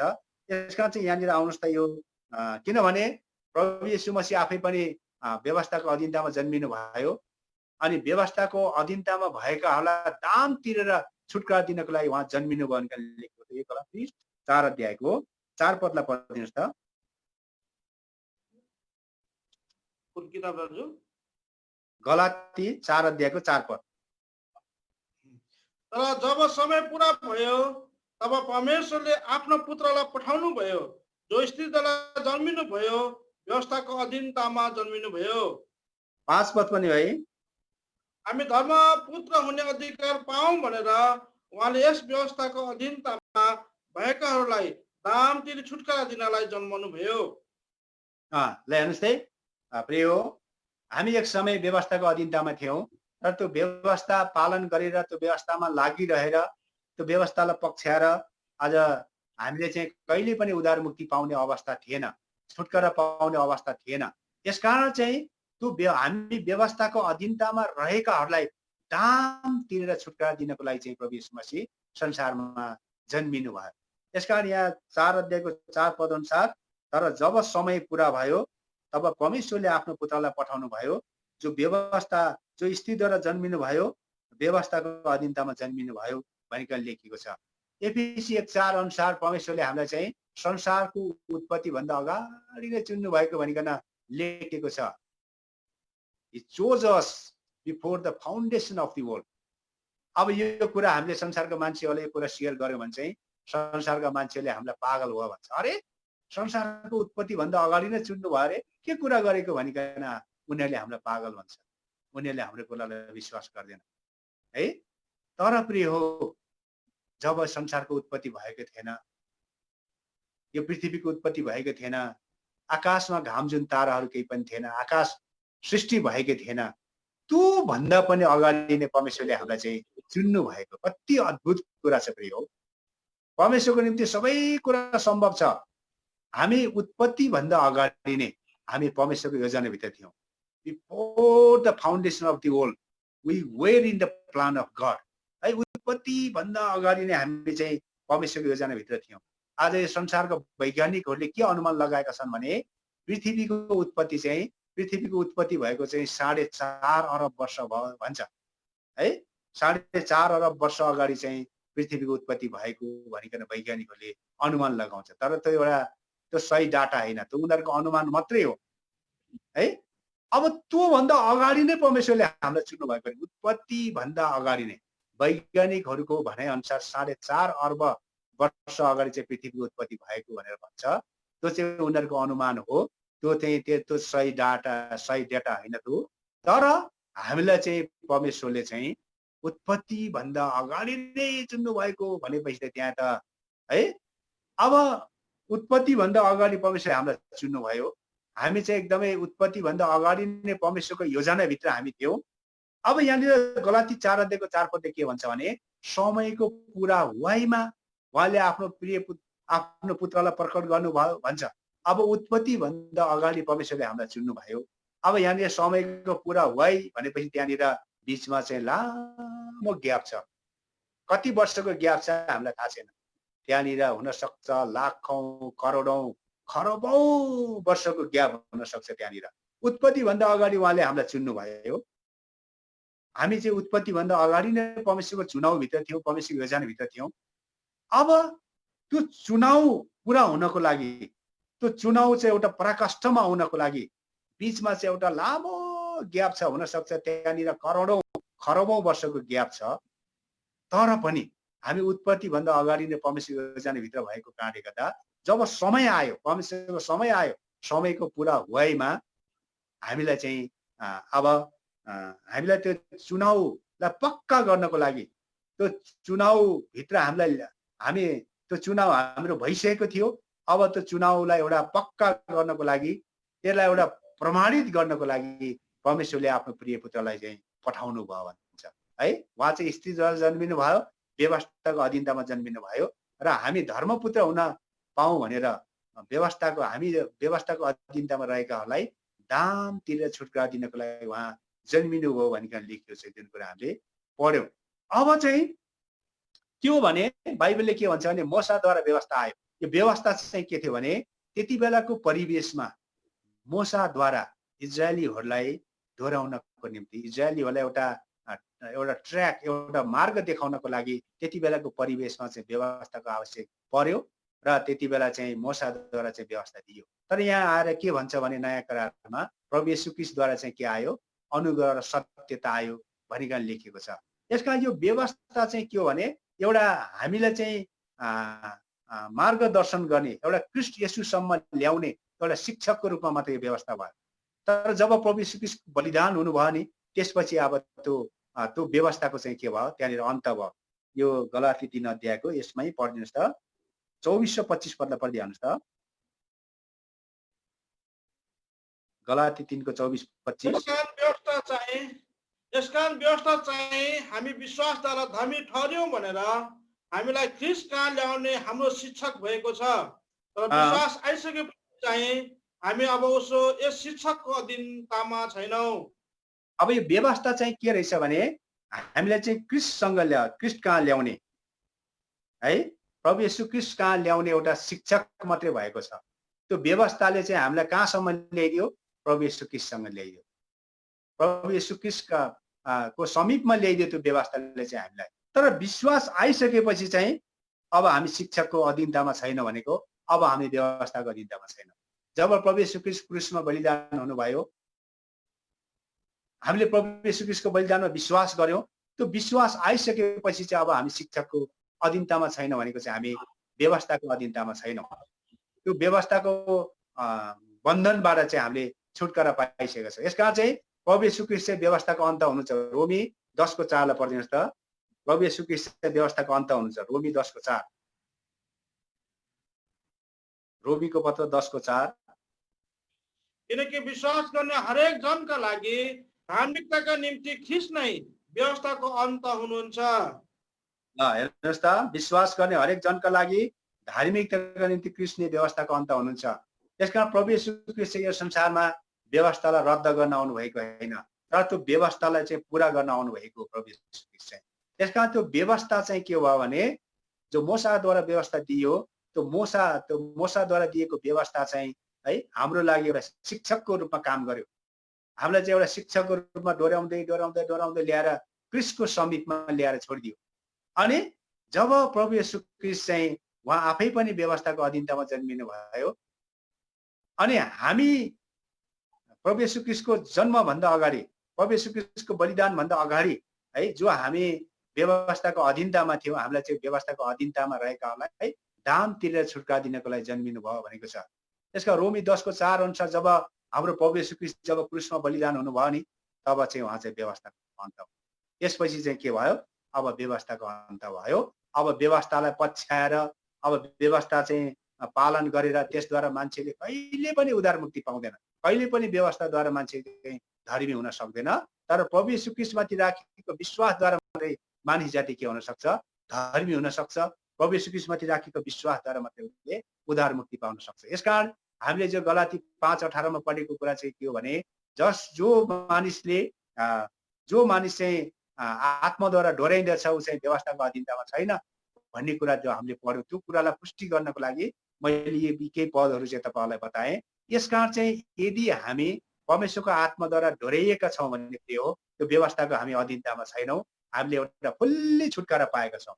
तर हामी परमेश्वरको आत्माद्वारा डोर्याइएका छैनौँ भने, अन्य कुराहरूले हामीलाई डोर्याइरहेको छ भने चाहिँ अझै पनि हामी अधीनतामा छौँ, अथवा अझै पनि हामी चाहिँ त्यो व्यवस्थाको बन्धनभित्र छौँ है। त्यसभित्र थुप्रै कुराहरू समेटिएको हुन्छ। त्यहाँनिर पापको बन्धन, त्यहाँनिर थुप्रै प्रकारको यसरी कठिनाइहरू, त्यहाँ विभिन्न प्रकारका परिस्थितिहरू, धेरै अल्झाउने कुराहरू, त्यसको बन्धनभित्र हामी हुन्छौँ, हामीले छुटकारा पाएका हुँदैनौँ। त्यसकारण चाहिँ परमेश्वरको आत्माद्वारा डोर्याइएको व्यक्ति चाहिँ व्यवस्थाको अधीनतामा हुँदैन, उसले एउटा छुटकारा पाएको हुन्छ, ऊ एउटा स्वतन्त्र व्यक्ति हुन्छ, एउटा पापदेखि एउटा स्वतन्त्र भएको हुन्छ। त्यसकारण प्रिय, हामी परमेश्वरका छोराछोरी हौँ भने प्रिय हो, हामी चाहिँ परमेश्वरको आत्माद्वारा डोर्याइएको हुनुपर्छ।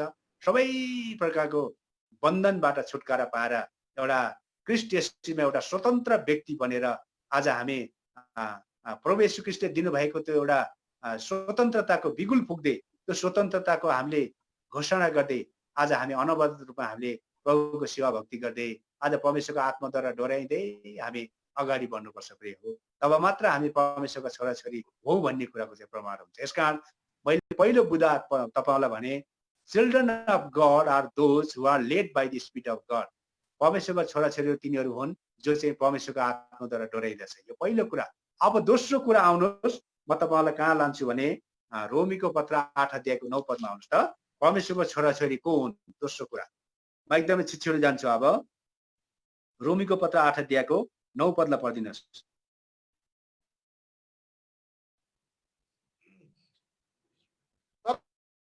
तर साँच्चै परमेश्वरका आत्मा तिमीहरू भित्र वास गर्नुहुन्छ भने तिमीहरू शरीरमा छैनौ तर आत्मामा छौ। तर कुनै मानिससँग ख्रीष्टका आत्मा हुनुहुन्न भने त्यो उहाँको होइन। अब हेर्नुहोस् है, 9 पदलाई पढ्दाखेरि हामी के देख्छौँ भने, तर साँच्चै परमेश्वरको आत्मा तिमीहरू भित्र वास गर्नुहुन्छ भने तिमीहरू शरीरमा छैनौ तर आत्मामा छौ। तर कुनै मानिससँग ख्रीष्टका आत्मा हुनुहुन्न भने त्यो उहाँको होइन। यसबाट अब दोस्रो बुँदा चाहिँ हामी के थाहा गर्छौँ भने परमेश्वरका छोराछोरीहरू तिनीहरू हुन् जो आत्मामा छ। Children of God are those who are in the spirit.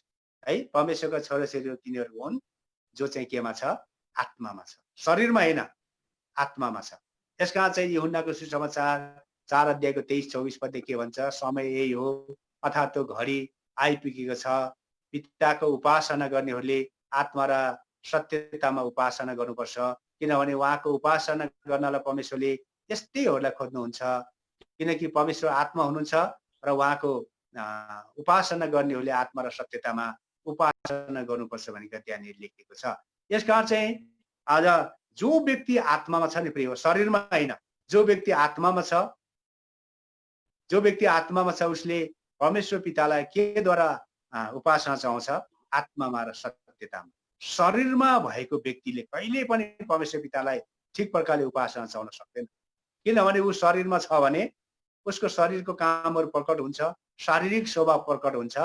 उसले चाहिँ परमेश्वर पितालाई कहिले पनि आत्मा र सत्यतामा उपासना गर्न सक्दैन, किनभने आत्मा र सत्यतामा उपासना गर्नेहरूलाई परमेश्वरले खोज्नुहुन्छ, त्यस्ता व्यक्तिहरूलाई उहाँले रोज्नुहुन्छ भने प्रिय हो। यदि हामी साँच्चै नै आत्मा र सत्यतामा परमेश्वरलाई उपासना चाहन चाहन्छौँ भने हामी चाहिँ शरीरमा होइन, तर हामी चाहिँ आत्मामा हुनुपर्छ, किनभने परमेश्वरका छोराछोरीहरू तिनीहरू हुन् जो चाहिँ के छ? केमा छ? शरीरमा होइन, तर आत्मामा छ। त्यसकारण चाहिँ आज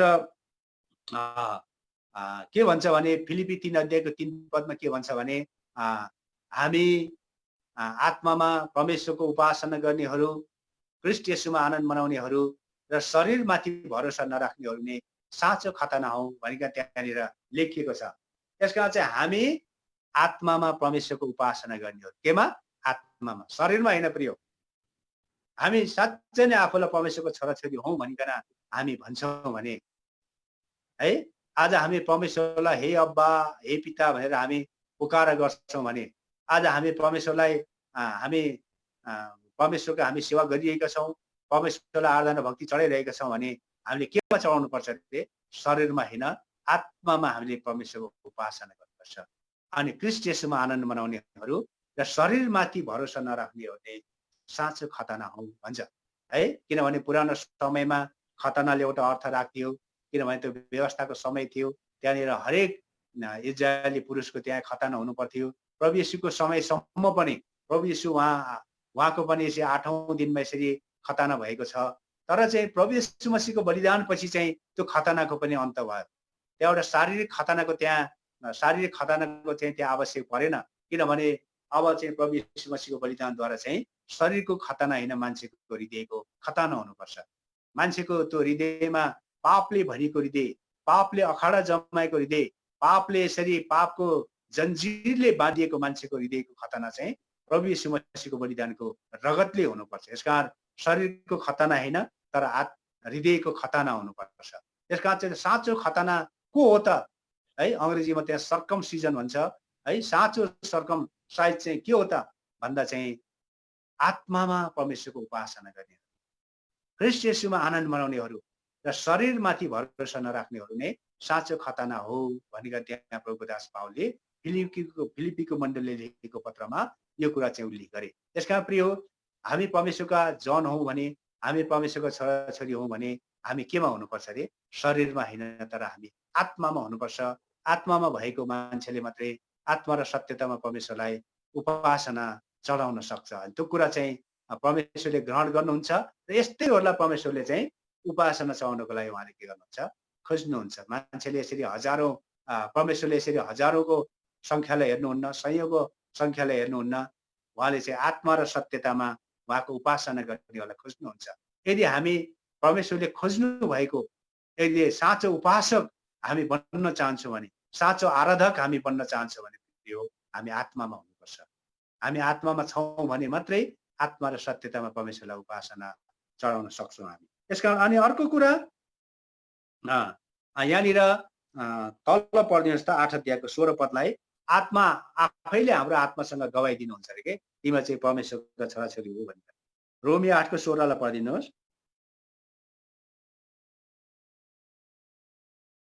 रोमी 8 को 16।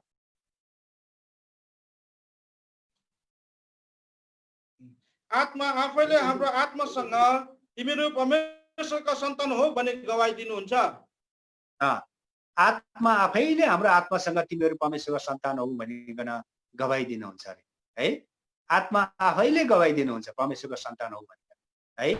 यदि त्यो गवाईलाई है परमेश्वरको आत्माले हाम्रो आत्मासँग चाहिँ त्यो बोलेको, हाम्रो आत्मासँग चाहिँ बातचित गरेको, तिमीहरू चाहिँ परमेश्वरका सन्तान हौ भनिकन त्यो गवाई दिएको त्यो हामीले आभास गरेका छौँ, त्यो अनुभूति हामीले गरेका छौँ भने प्रिय हामी पक्का म चाहिँ परमेश्वरको छोरा भएछु, म चाहिँ परमेश्वरको छोरी भएछु भनिकन हामी त्यो कुराको है पक्का हामी प्रुभ गर्न सक्छौँ। हामी पक्का चाहिँ त्यो कुरालाई हामी अनुभव गर्न सक्छौँ प्रिय हो। त्यसकारण चाहिँ आत्मामा यदि हामी आत्मामा छौँ भने प्रिय हो, आत्मामा भएको मान्छेले है आत्मा जो व्यक्ति आत्मामा छ नि त्यो आत्मामा भएको मान्छेलाई चाहिँ परमेश्वरले गहिरो गहिरो कुराहरू प्रकट गर्नुहुन्छ। आउनुहोस् प्रकाशको किताब 1 अध्यायमा आउनुहोस् त। त्यो आत्मामा भएको मान्छेलाई मात्रै परमेश्वरले गहिरो गहिरो कुराहरू प्रकट गर्नुहुन्छ। शरीरमा भएको मान्छेलाई उहाँले त्यो कुरा प्रकट गर्नुहुन्न। प्रकाशको किताब 1 अध्यायको 10 पदलाई पढ्दिनुहोस् त। प्रभुको दिनमा म आत्मामा थिएँ र मेरो पछिल्लोतिर मैले यसो भन्ने तुरैको जस्तो ठुलो आवाज सुने। हेर्नुहोस् त प्रभुको दास यूहन्नाले भन्छ प्रभुको दिनमा म केमा थिएँ रे? आत्मामा, शरीरमा होइन, म आत्मामा थिएँ भन्छ। प्रभुको दास यूहन्नाको विषयमा, प्रभुको चेला यूहन्नाको विषयमा अब हामीलाई थाहा छ। अरू सबै 11 जना सबै चेलाहरू, ती प्रेरितहरू उनीहरू सबै उनीहरूको हत्या भयो। उनीहरूलाई चाहिँ विरोधीहरूले मारे। तर यो यूहन्नाको मात्रै स्वाभाविक मृत्यु भएको कुरा हामी इतिहास पढ्दाखेरि हामी थाहा पाउँछौँ। यो यूहन्नाको विषयमा के कुरा भन्छ इतिहासले भने यूहन्नालाई चाहिँ विरोधीहरूले चाहिँ मार्नको लागि तेलको कराईमा हालेको अरे। कराईमा ठुलो कराईमा तेल उमालेर त्यो कराईमा हालेको। तर पनि प्रभुले चाहिँ एउटा विशेष उद्देश्यले यूहन्नालाई चाहिँ एउटा जोगाइराख्नु भएको थियो, जसले गर्दा त्यो तेलको कराईमा हाल्दा पनि उनी मरेनन्। प्रभुले त्यसबाट पनि जोगाउनु भयो। र त्यति बेला प्रभुको दास यूहन्ना चाहिँ 98 वर्षका वृद्ध थिए र उनलाई चाहिँ विरोधीहरूले पत्मोस भन्ने टापुमा लगेर छोडिदिएको। टापु भनेको तपाईँ हामीलाई थाहा छ, जसलाई आइल्यान्ड भनिन्छ। टापु भनेको चाहिँ चारैतिरबाट समुद्रले पानीले घेरिएको हुन्छ। बीचको एउटा भूभाग हुन्छ त्यसलाई चाहिँ टापु भनिन्छ। अनि त्यहाँ चाहिँ कुनै पनि मानिसको आवत-जावत हुँदैन। त्यहाँ आवत-जावत गर्न पर्यो भने कि त्यो बोट चाहियो, सिप चाहियो है, पानी जहाजहरू कुनै साधन चाहियो। तर मान्छेले पौडी खेलेर चाहिँ त्यो टापुमा पुग्न पनि सक्दैन। त्यो टापुबाट फेरि अर्को कुनै जमिन अर्को टापु अथवा अरू कुनै देशसँग चाहिँ उसले सम्बन्ध राख्न सक्दैन। त्यहाँ एउटा साधन हुनुपर्छ है। तर यूहन्नालाई चाहिँ विरोधीहरूले मरोस् भनिकन त्यो पत्मोस भन्ने टापुमा लगेर छोडिदिएको। र त्यही टापुमा हुँदाखेरि त्यहाँनिर प्रभुले चाहिँ त्यहाँनिर यूहन्नालाई चाहिँ यूहन्ना कहाँ प्रकट भइकन यूहन्नालाई चाहिँ यहाँनिर सबै कुराहरू यहाँनिर भविष्यमा हुने घटनाहरूको विषयमा एसियामा भएका ती 7वटा मण्डलीहरूलाई, ती 7वटा मण्डलीहरूको दूतलाई लेख है, तिमीहरूको काम यस्तो यस्तो छ है, तिमीहरूको व्यवहार यस्तो छ, तिमीहरूको सेवा यस्तो छ भनेर सबै कुराको विवरण चाहिँ प्रभुले दिनुभएको कुरा हामी पाउँछौँ। यसकारण यहाँनिर यूहन्नाले भन्दैछ प्रभुको दिनमा म केमा थिएँ? आत्मामा थिएँ, शरीरमा होइन। म आत्मामा थिएँ र पछिल्लोतिर मैले है, पछिल्लोतिर के भन्छ यहाँनिर यसो भन्ने तुरैको जस्तो ठुलो आवाज मेरो पछिल्लोतिर सुने भन्छ है। यसकारण प्रिय हो, हामी आत्मामा छौँ भने नि प्रभुले गहिरो गहिरो कुराहरू हामीलाई प्रकट गर्नुहुन्छ। अनि पछिल्लोतिर मैले तुरैको आवाज सुने भन्छ। हामी आत्मामा छौँ भने प्रिय हो, परमेश्वरको त्यो आवाजलाई हामी सुन्न सक्छौँ। एउटा शरीरमा भएको मान्छेले कहिले पनि परमेश्वरको त्यो गहिरो कुरालाई बुझ्न सक्दैन। त्यो शरीरमा भएको मान्छेलाई प्रभुले गहिरो कुराहरू प्रकट गर्नुहुन्न। त्यो शरीरमा भएको मान्छेले परमेश्वरको आवाजलाई सुन्नै सक्दैन। त्यसकारण हामी परमेश्वरको आवाजलाई सुन्न चाहन्छौँ भने हामी त्यो गहिरो गहिरो कुराहरू हामीलाई पनि प्रकट होस् भन्ने त्यो हामी चाहन्छौँ भने प्रिय हामी आत्मामा हुनुपर्छ। यहाँ प्रभुको दास यहाँ यूहन्नाले भन्दैछ प्रभुको दिनमा म आत्मामा थिएँ भन्छ है। त्यसकारण चाहिँ यहाँ पछिल्लोतिर चाहिँ मैले तुरैको आवाज सुने भन्छ।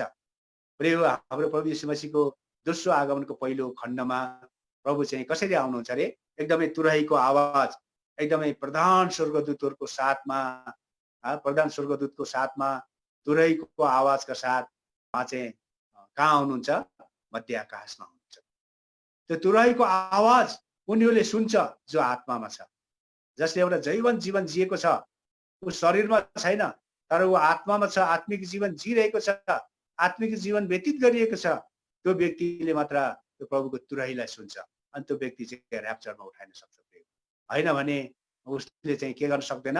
त्यो शरीरमा जिउने मान्छेले, शरीरमा भएको मान्छेले त्यो तुरैको आवाजलाई सुन्न सक्दैन अनि ऊ चाहिँ ऱ्याप्चरमा छोडिन्छ। प्रिय यसका चाहिँ हामी चाहिँ आत्मामा हुनुपर्छ। यसका चाहिँ परमेश्वरका छोराछोरीहरू तिनीहरू हुन् जो आत्मामा छ। Children of God are those who are in the spirit. तेस्रो कुरा भयो। अब म तेस्रो कुरा तपाईँहरूलाई बताउँछु। फेरि रोमीको पत्रमा आउनुहोस्, रोमीको पत्र 8 अध्यायमा आउँछ त। रोमीको पत्र 8 अध्यायमा आउँछ तेस्रो कुरा, परमेश्वरको छोराछोरीहरू को हुन् त? तेस्रो कुरा म तपाईँलाई बताउन गइरहेको छु। रोमीको पत्र 8 अध्यायको 13 पद। किनकि तिमीहरू शरीर अनुसार जियौ भने तिमीहरू मर्नेछौ, र तिमीहरूले आत्माद्वारा शरीरका कामहरू मार्यौ भने तिमीहरू जिउनेछौ। किनकि तिमीहरू शरीर अनुसार जियो भने तिमीहरू मर्नेछौ, तर तिमीहरूले आत्माद्वारा शरीरका कामहरू मार्यो भने तिमीहरू जिउनेछौ। अब यसबाट हामी के थाहा गर्छौँ भने परमेश्वरका छोराछोरीहरू तिनीहरू हुन् जो चाहिँ के गर्छ अरे? जो चाहिँ आत्मामा जिउँछ। परमेश्वरका छोराछोरीहरू तिनीहरू हुन्। तेस्रो कुरा बताउँदैछ है उहाँ, परमेश्वरका छोराछोरीहरू तिनीहरू हुन् जो आत्मामा जिउँछ। Children of God are those who live in the spirit. अर्थात् परमेश्वरका छोराछोरी तिनीहरू हुन् जो आत्मामा के गर्छ? जिउँछ। शरीरमा होइन, तर केमा जिउँछ अरे? जो चाहिँ आत्मामा जिउँछ। यसकारण यहाँनिर आउनुहोस् त, हामी के पढौँ भने यसलाई पुष्टि गर्नको लागि 5 पद पढ्नुहोस् त भाइ। ए रोमी 8 को 5। किनकि शारीरिक हुनेहरू शरीरकै कुराहरूमा मन लगाउँछन् र आत्मिक हुनेहरू आत्माकै कुराहरूमा मन लगाउँछन्। हेर्नुहोस् त प्रिय हो, शारीरिक हुनेहरू चाहिँ शरीरकै कुराहरूमा मन लगाउँछन् अनि आत्मिक हुनेहरू चाहिँ आत्मिकै कुराहरूमा मन लगाउँछ। त्यसकारण चाहिँ परमेश्वरका छोराछोरी तिनीहरू हुन् जो आत्मामा जिउँछ। यदि प्रिय हामी आत्मामा जिरहेका छौँ भने हामी चाहिँ परमेश्वरका छोराछोरी हो। किनभने शारीरिक हुनेहरू चाहिँ के गर्छ अरे? शरीरकै कुराहरूमा मन लगाउँछ, आत्मिक हुनेहरू चाहिँ आत्मिक कुराहरूमा मन लगाउँछ। आज प्रिय हाम्रो मन केमा छ? आज यो वर्तमान समयमा यो अहिले त एकदमै यो मोबाइलको जमाना। आज हरेक मानिसको हातमा मोबाइल हुन्छ। मोबाइल नहुने मान्छे प्राय हुँदैन अहिले। सबैको हातमा, एउटा सानो बच्चाहरूको हातमा त मोबाइल हुन्छ, बुढापाकाहरूको हातमा, अब जवानहरू टिनेजरको हातमा त हुने नै भयो है। आज मोबाइल चाहिँ आज अति आवश्यक साधन पनि बनेको छ। यसको सदुपयोग पनि भएको छ, दुरुपयोग पनि भएको छ। सदुपयोग भन्दा बढी चाहिँ यसको दुरुपयोग भएको छ। यसै गरी हामी विश्वासीहरू अब हामी पनि मोबाइल चलाउँछौँ है। मोबाइल आवश्यक छ अहिलेको समयको माग अनुसार।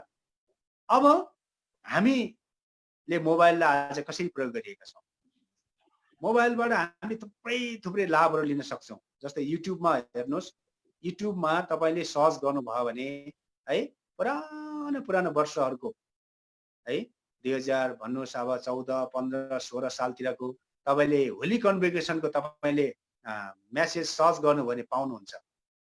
होली कन्भोकेसन 2015 है, कालिम्पोङ होली कन्भोकेसन 2015 भनेर तपाईँले सर्च गर्नुहोस् त, ट्याक्क त्यहाँनिर आउँछ। सबै 8-9 दिनको सेवाहरूको सबै मेसेज त्यहाँ राखेको छ है। गान्तोक होली कन्भोकेसनको सर्च गर्नुहोस्, धरानको सर्च गर्नुहोस्, एभेनेजर तराईको सर्च गर्नुहोस्। पश्चिम नेपालमा प्रत्येक वर्ष त्यहाँ पनि होली कन्भोकेसन हुन्छ विभिन्न जग्गामा है। यता हेब्रोनतिर, हैदराबादतिर है, जग्गामा सेवा हुन्छ। सबै अहिले युट्युबमा चाहिँ हालेको हुन्छ। यदि तपाईँले त्यो कुरा सर्च गर्नुभयो भने त्यो पुरानो होली कन्भोकेसनहरूको त्यो मेसेज सुनेर तपाईँले आशिष पाउन सक्नुहुन्छ। भरपुर तपाईँले आशिष लुट्न सक्नुहुन्छ, आशिष हत्याउन सक्नुहुन्छ। तर तपाईँले त्यसलाई दुरुपयोग गरेर है, किनभने शारीरिक हुनेहरू शरीरको कुरामा मन लाउँछ भनेको शारीरिक मान्छेहरूले चाहिँ त्यस्तो कुरा हेर्दैन। रमझम छ त्यहाँनिर युट्युबमा है। यो आकर्षित कुराहरू छ, संसारिक कुराहरू त्यसमा रमाइरहेको हुन्छ। त्यसकारण प्रिय आज हामी कस्तो छ, हाम्रो जीवन कस्तो छ? आज हामीले मोबाइललाई कुन प्रकारले प्रयोग गरिरहेका छौँ है? हामीले थुप्रै भरपुर हामीले लाभ लिन सक्छौँ यो मोबाइलबाट। हामीले युट्युबमा चाहिँ यसरी परमेश्वरको वचनको खोजी गर्यो भने है, ती सेवाहरूको हामीले यसरी टाइप गरेर सर्च गरेर हामीले त्यो कुरा सुन्यौँ भने पनि हामीले लाभ उठाउन सक्छौँ। त्यसकारण चाहिँ तर शारीरिक मान्छेले चाहिँ त्यो कुराको खोजी गर्दैन। संसारकै गीतहरू, संसारकै यसरी है के सिरियलहरू हुनसक्छ, के ड्रामाहरू के हेरेर चाहिँ समय व्यर्थमा खेर फालिरहेको हुन्छ। उसले चाहिँ आफ्नो समय त्यत्तिकै व्यतीत गरिरहेको हुन्छ, केही पनि लाभ पाउँदैन है, त्यो संसारको मनोरञ्जन मात्र। तर चाहिँ आत्मिक मानिसले चाहिँ त्यो कुरा होइन, तर एउटा आत्मिक लाभ उठाउनको लागि है त्यहाँ युट्युबमा सर्च गरेर यसरी परमेश्वरको वचनहरूको खोजी गरेर उसले चाहिँ त्यहाँनिर चाहिँ लाभ उठाउन सक्छ। अब यहाँ पढिदिनुहोस् त भाइ, अब 6 पदलाई नि पढिदिनुहोस्। किनकि शरीरमा मन लगाउनु चाहिँ मृत्यु हो, र आत्मामा मन लगाउनु चाहिँ जीवन र शान्ति हो। यस्ता प्रिय हो, परमेश्वरको वचनले स्पष्ट लेखेको छ, शरीरमा मन लगाउनु चाहिँ मृत्यु हो भन्छ। जसले शरीरमा मन लगाउँछ, शरीरका कुराहरूमा मन लगाउँछ है, त्यो चाहिँ मृत्युतर्फ उन्मुख भइरहेको हुन्छ। तर चाहिँ आत्मामा मन लगाउनु चाहिँ के हो? जीवन र शान्ति। जो चाहिँ एउटा आत्मामा मन लगाएको छ, आत्मिक कुराहरूको खोजी गरेको छ, आत्मिक कुराहरूको एउटा अभिलाषी बनेर, आत्मिक कुराहरूको प्यासी बनेर त्यसतर्फ मन लगाउँछ भने ऊ चाहिँ एउटा जीवन र शान्तितर्फ उन्मुख भइरहेको हुन्छ। अब पढिदिनुहोस् त भाइ, 7 र 8 पढिदिनुहोस्। अब किनभने शरीरमा मन लगाउनु चाहिँ परमेश्वरसँग दुश्मनी गर्नु हो, किनकि शारीरिक मन परमेश्वरको व्यवस्थाको अधीनतामा छैन, किनकि यो हुन नै सक्दैन। यसकारण जो शरीरमा छन् तिनीहरूले परमेश्वरलाई खुसी पार्न सक्दैनन्।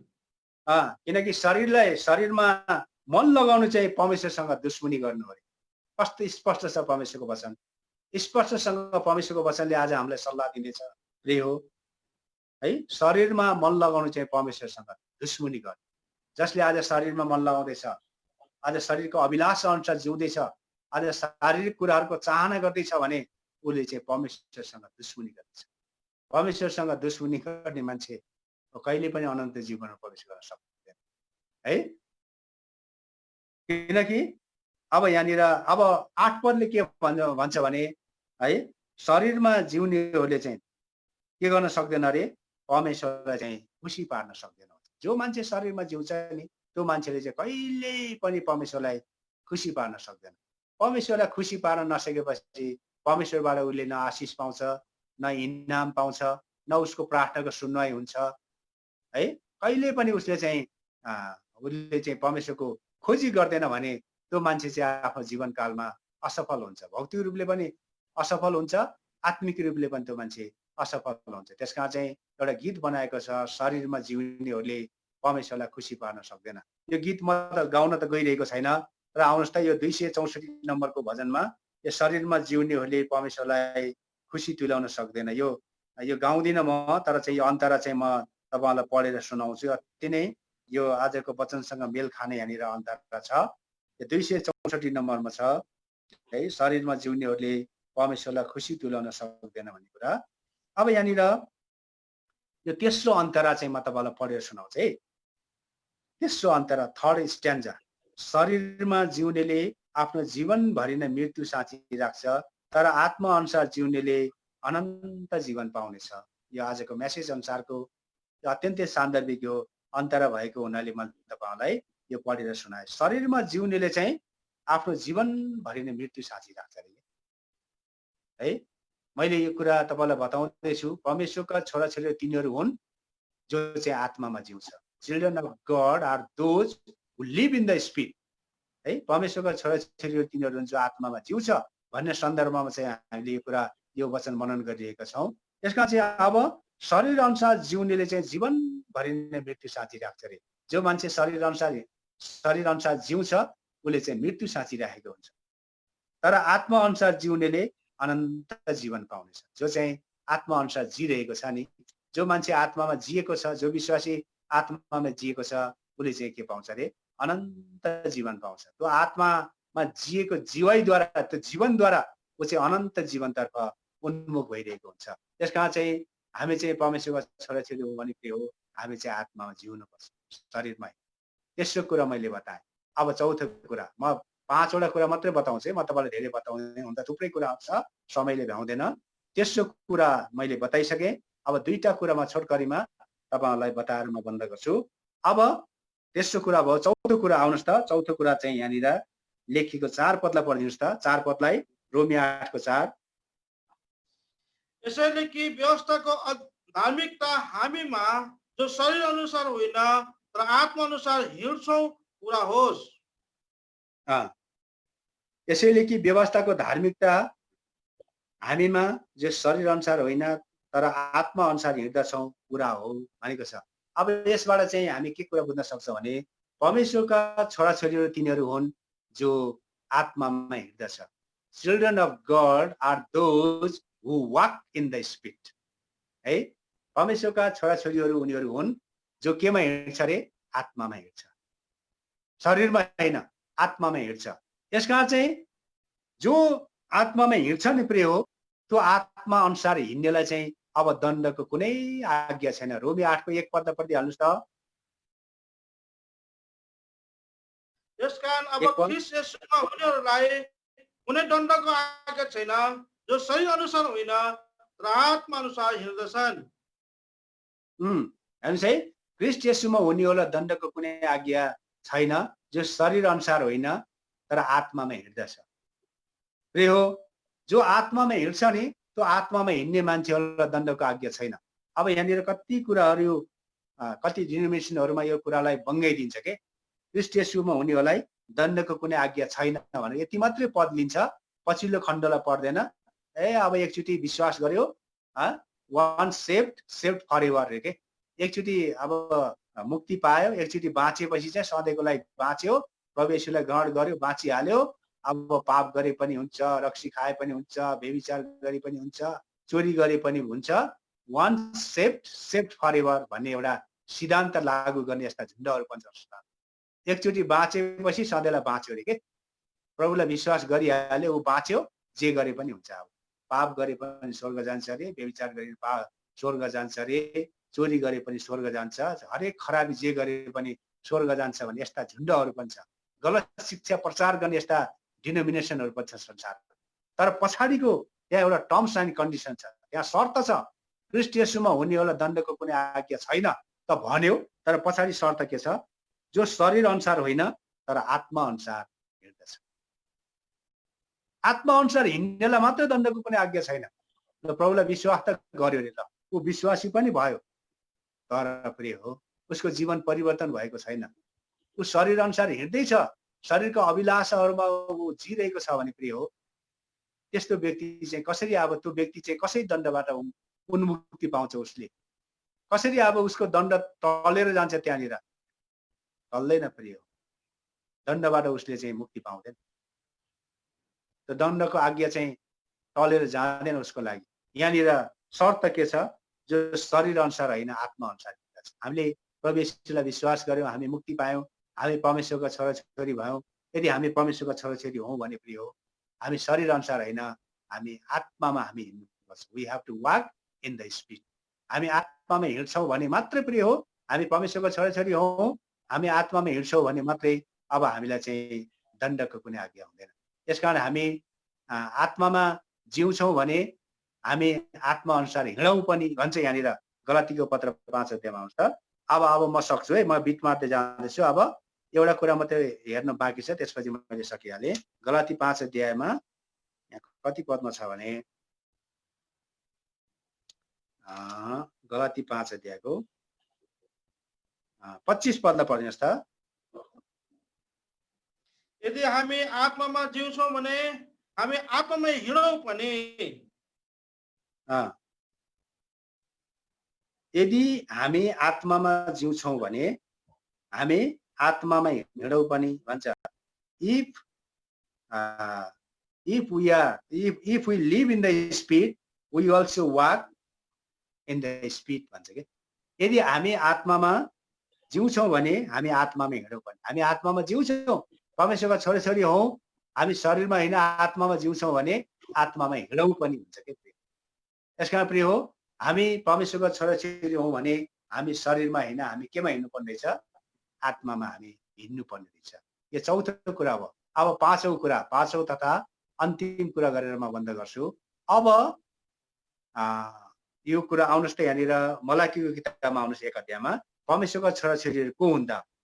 अब यो अन्तिम कुरा आउनुहोस्। मलाकीको किताब 1 अध्यायमा आउनुहोस्।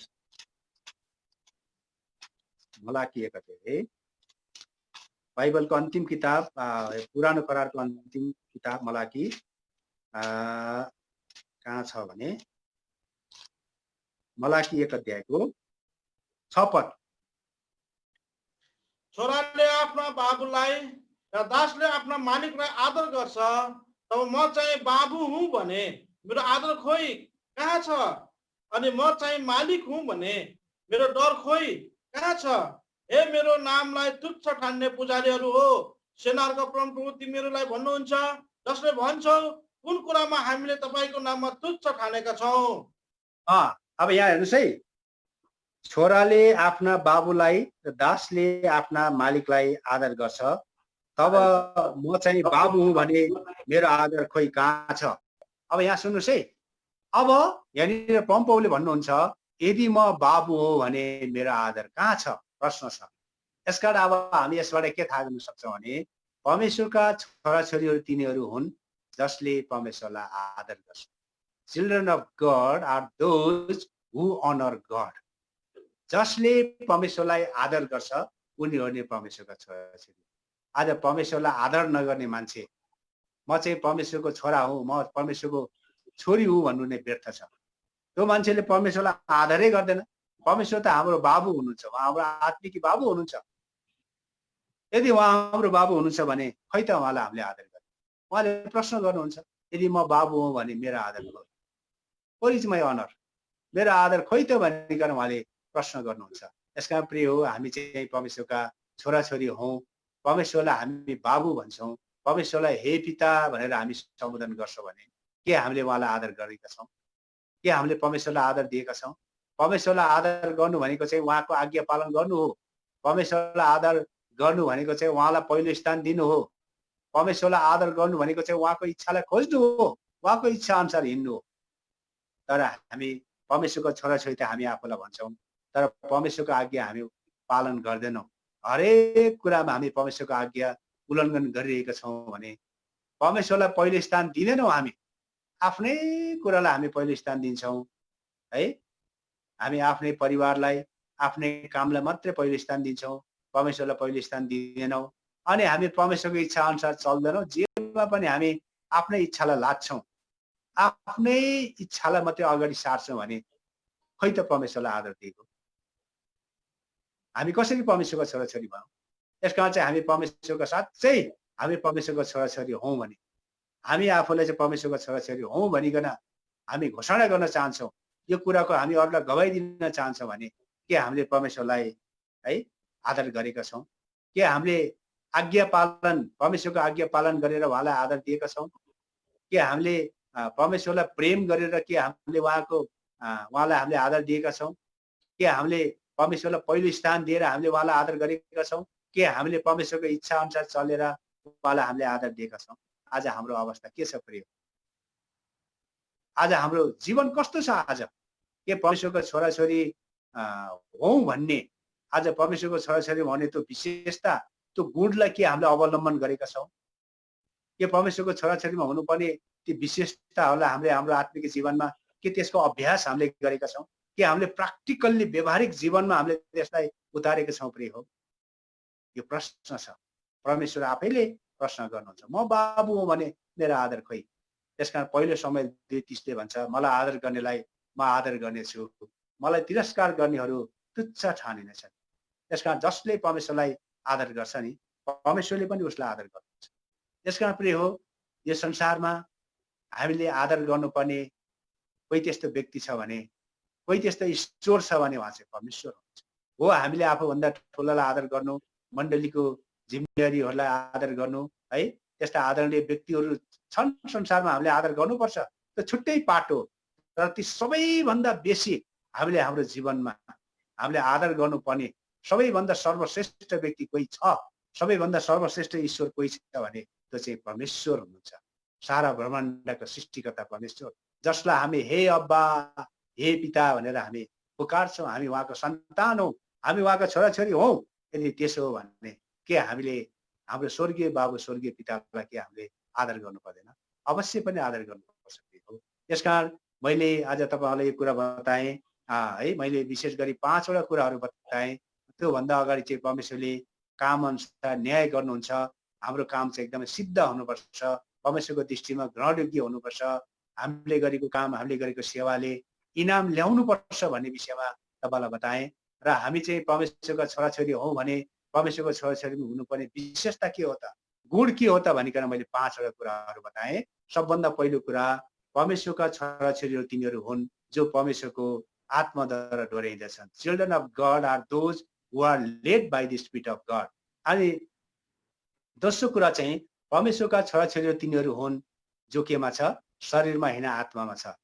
Children of God are those who are in the spirit. अनि तेस्रो कुरा, परमेश्वरका छोराछोरीहरू तिनीहरू हुन् जो आत्मामा जिउँछ। Children of God are those who live in the spirit. अनि चौथो कुरा हामीले के हेरौँ भने परमेश्वरका छोराछोरीहरू तिनीहरू हुन् जो आत्मामा हिँड्दछ। Children of God are those who walk in the spirit. अनि पाँचौँ कुरा चाहिँ परमेश्वरका छोराछोरीहरू तिनीहरू हुन् जसले परमेश्वरलाई आदर गर्छ। Children of God are those who honour God. यसका प्रिय हो, परमेश्वरका छोराछोरीहरू हुनुपर्ने यो विशेष 5 वटा विशेषताहरू हुन्। त हामीले बाइबल अध्ययन गर्दा थुप्रै कुराहरू हामी हेर्न सक्छौँ, थुप्रै कुराहरू आउन सक्छ, त्यहाँनिर प्रकाशमा आउन सक्छ। तर पनि मैले समयको पाबन्दीलाई ख्याल गर्दै यो 5 वटा कुराहरू जो प्रभुले मलाई देखाउनु भयो, यो कुरा चाहिँ मैले तपाईँसँग सेयर गर्न सकेँ। यसकारण हामी अबदेखि उसो हामी हाम्रो आत्मिक जीवनमा सेवा भक्ति गर्दै अगाडि जाँदा हामी विश्वासीहरूको सामु, साथै अन्य जातिहरूको सामु पनि हामी आफूलाई परमेश्वरका छोराछोरी हौँ भनिकन हामी घोषणा गर्छौँ, गवाई दिन्छौँ भने प्रिय हो। परमेश्वरको छोराछोरीमा हुनुपर्ने गुण त विशेषता के हामीमा छ के त? के व्यवहारिक रूपमा ती कुराहरूलाई हामीले व्यवहारमा हामीले उतारेका छौँ त? के परमेश्वरको छोराछोरीमा हुनुपर्ने त्यो विशेषताहरूलाई हामीले हाम्रो दैनिक जीवनमा हामीले अभ्यास गरेका छौँ के त? प्रिय, एउटा प्रश्न छ। यसका प्रिय हो, आज हामी परमेश्वरको छोराछोरी हौँ भने यो 5 प्रकारको विशेषता चाहिँ हामीमा हुनुपर्छ। यो 5 वटा कुराहरूले हामी विभूषित हुनुपर्छ। हामी यो 5 वटा कुराहरूले एकदमै हामी आभूषित हुनुपर्छ। यी 5 प्रकारको विशेषता र गुणहरू हाम्रो जीवनमा झल्किएको छ भने हामी एकदमै बोल्डली साहससँग म परमेश्वरको छोरा हुँ, म परमेश्वरको छोरी हुँ भनिकन एकदमै हामी साहससँग गवाई दिँदै जुनसुकै ठाउँमा, जुनसुकै अवस्थामा, जुनसुकै मानिसहरूको समुदायमा, जुनसुकै परिस्थिति र समस्याहरूको बीचमा पनि हामी हाम्रो गवाईलाई कायम गर्न सक्छौँ प्रिय हो। त्यसकारण प्रभुले सहायता गरून्। अब यी कुराहरूलाई कायम राख्नको लागि प्रभुले सहायता गरून्। अब हामी हाम्रो पाठलाई पढेर अन्त गर्छौँ, समय धेरै गयो। पहिलो पत्रुस 1 अध्यायको 17 पदमा आउनुहोस् त, हामी हाम्रो पाठलाई पढेर अन्त गर्छौँ। योभन्दा अगाडि अब हामी जान सक्दैनौँ, समय धेरै गयो। पहिलो पत्रुस 1 अध्यायको 17 पदमा आउनुहोस्। फर्स्ट पिटर च्याप्टर 1 भर्स 17 ल पढिदिनुहोस् त। अनि उहाँ जसले हरेक मानिसको काम अनुसार मुख नहेरिकन न्याय गर्नुहुन्छ, उहाँलाई तिमीहरू हे पिता भनी पुकार्छौ भने आफ्नो परदेशी भएको समय डरसित बिताओ। प्रभुले सहायता गरून्। हामीले यहाँनिर 3टा कुराहरू छ। हामीले अन्तिम खण्ड चाहिँ आफ्नो परदेशी भएको समय चाहिँ डरसित बिता भन्ने कुरा हामीले गत समय हेरेका थियौँ। त्यसकारण मैले त्यसलाई रिपिट गरिनँ। परमेश्वरको डर मान्नु भनेको के हो, किन डर मान्नुपर्छ, परमेश्वरको डर मान्दा के फाइदा हुन्छ भन्ने कुरा मैले तपाईँलाई 7-8 वटा यसरी बुदागत रूपमा ती बुदाहरू मैले बताएको थिएँ। त्यसकारण त्यो कुरा चाहिँ आज मैले दोहोऱ्याइनँ। र हामीले 2टा कुराहरू हेऱ्यौँ। परमेश्वरले चाहिँ हरेक मानिसको मुख हेरेर होइन, काम अनुसार न्याय गर्नुहुन्छ भन्ने कुरा हामीले हेऱ्यौँ। र दोस्रो कुरा चाहिँ यो महान परमेश्वरलाई हामी हे पिता भनी हामी पुकार्छौँ भने, त्यसकारण हामी परमेश्वरको सन्तान हौँ भने परमेश्वरको सन्तानमा हुनुपर्ने गुण र विशेषता के हुन् भन्ने कुरा आज हामीले हेर्न सक्यौँ। यो सबै कुराहरू बुझ्नको लागि प्रभुले सहायता गरून्। यी कुराहरूलाई यसरी हाम्रो आत्मिक जीवनमा एउटा व्यावहारिक रूपले यसको अभ्यास गर्नको लागि, यी कुराहरूलाई व्यवहारमा प्रकट गर्नको लागि प्रभुले हामीलाई सहायता गरून्। प्रभुले वचन पढाइमा आशीष दिउन्। काहीँ तलमाथि भयो क्षमा गर्नुहोस्। तपाईँले अब बोल्ने क्रममा केही कुराहरू तलमाथि भए यो कुरामा तपाईहरुले एकदमै मलाई क्षमा गर्नुस्, प्रभुले क्षमा गरून्। हुन्छ, वचनलाई मैले यति नै राखेँ। हजुरहरु सबैलाई प्रेमी जय मसीह की।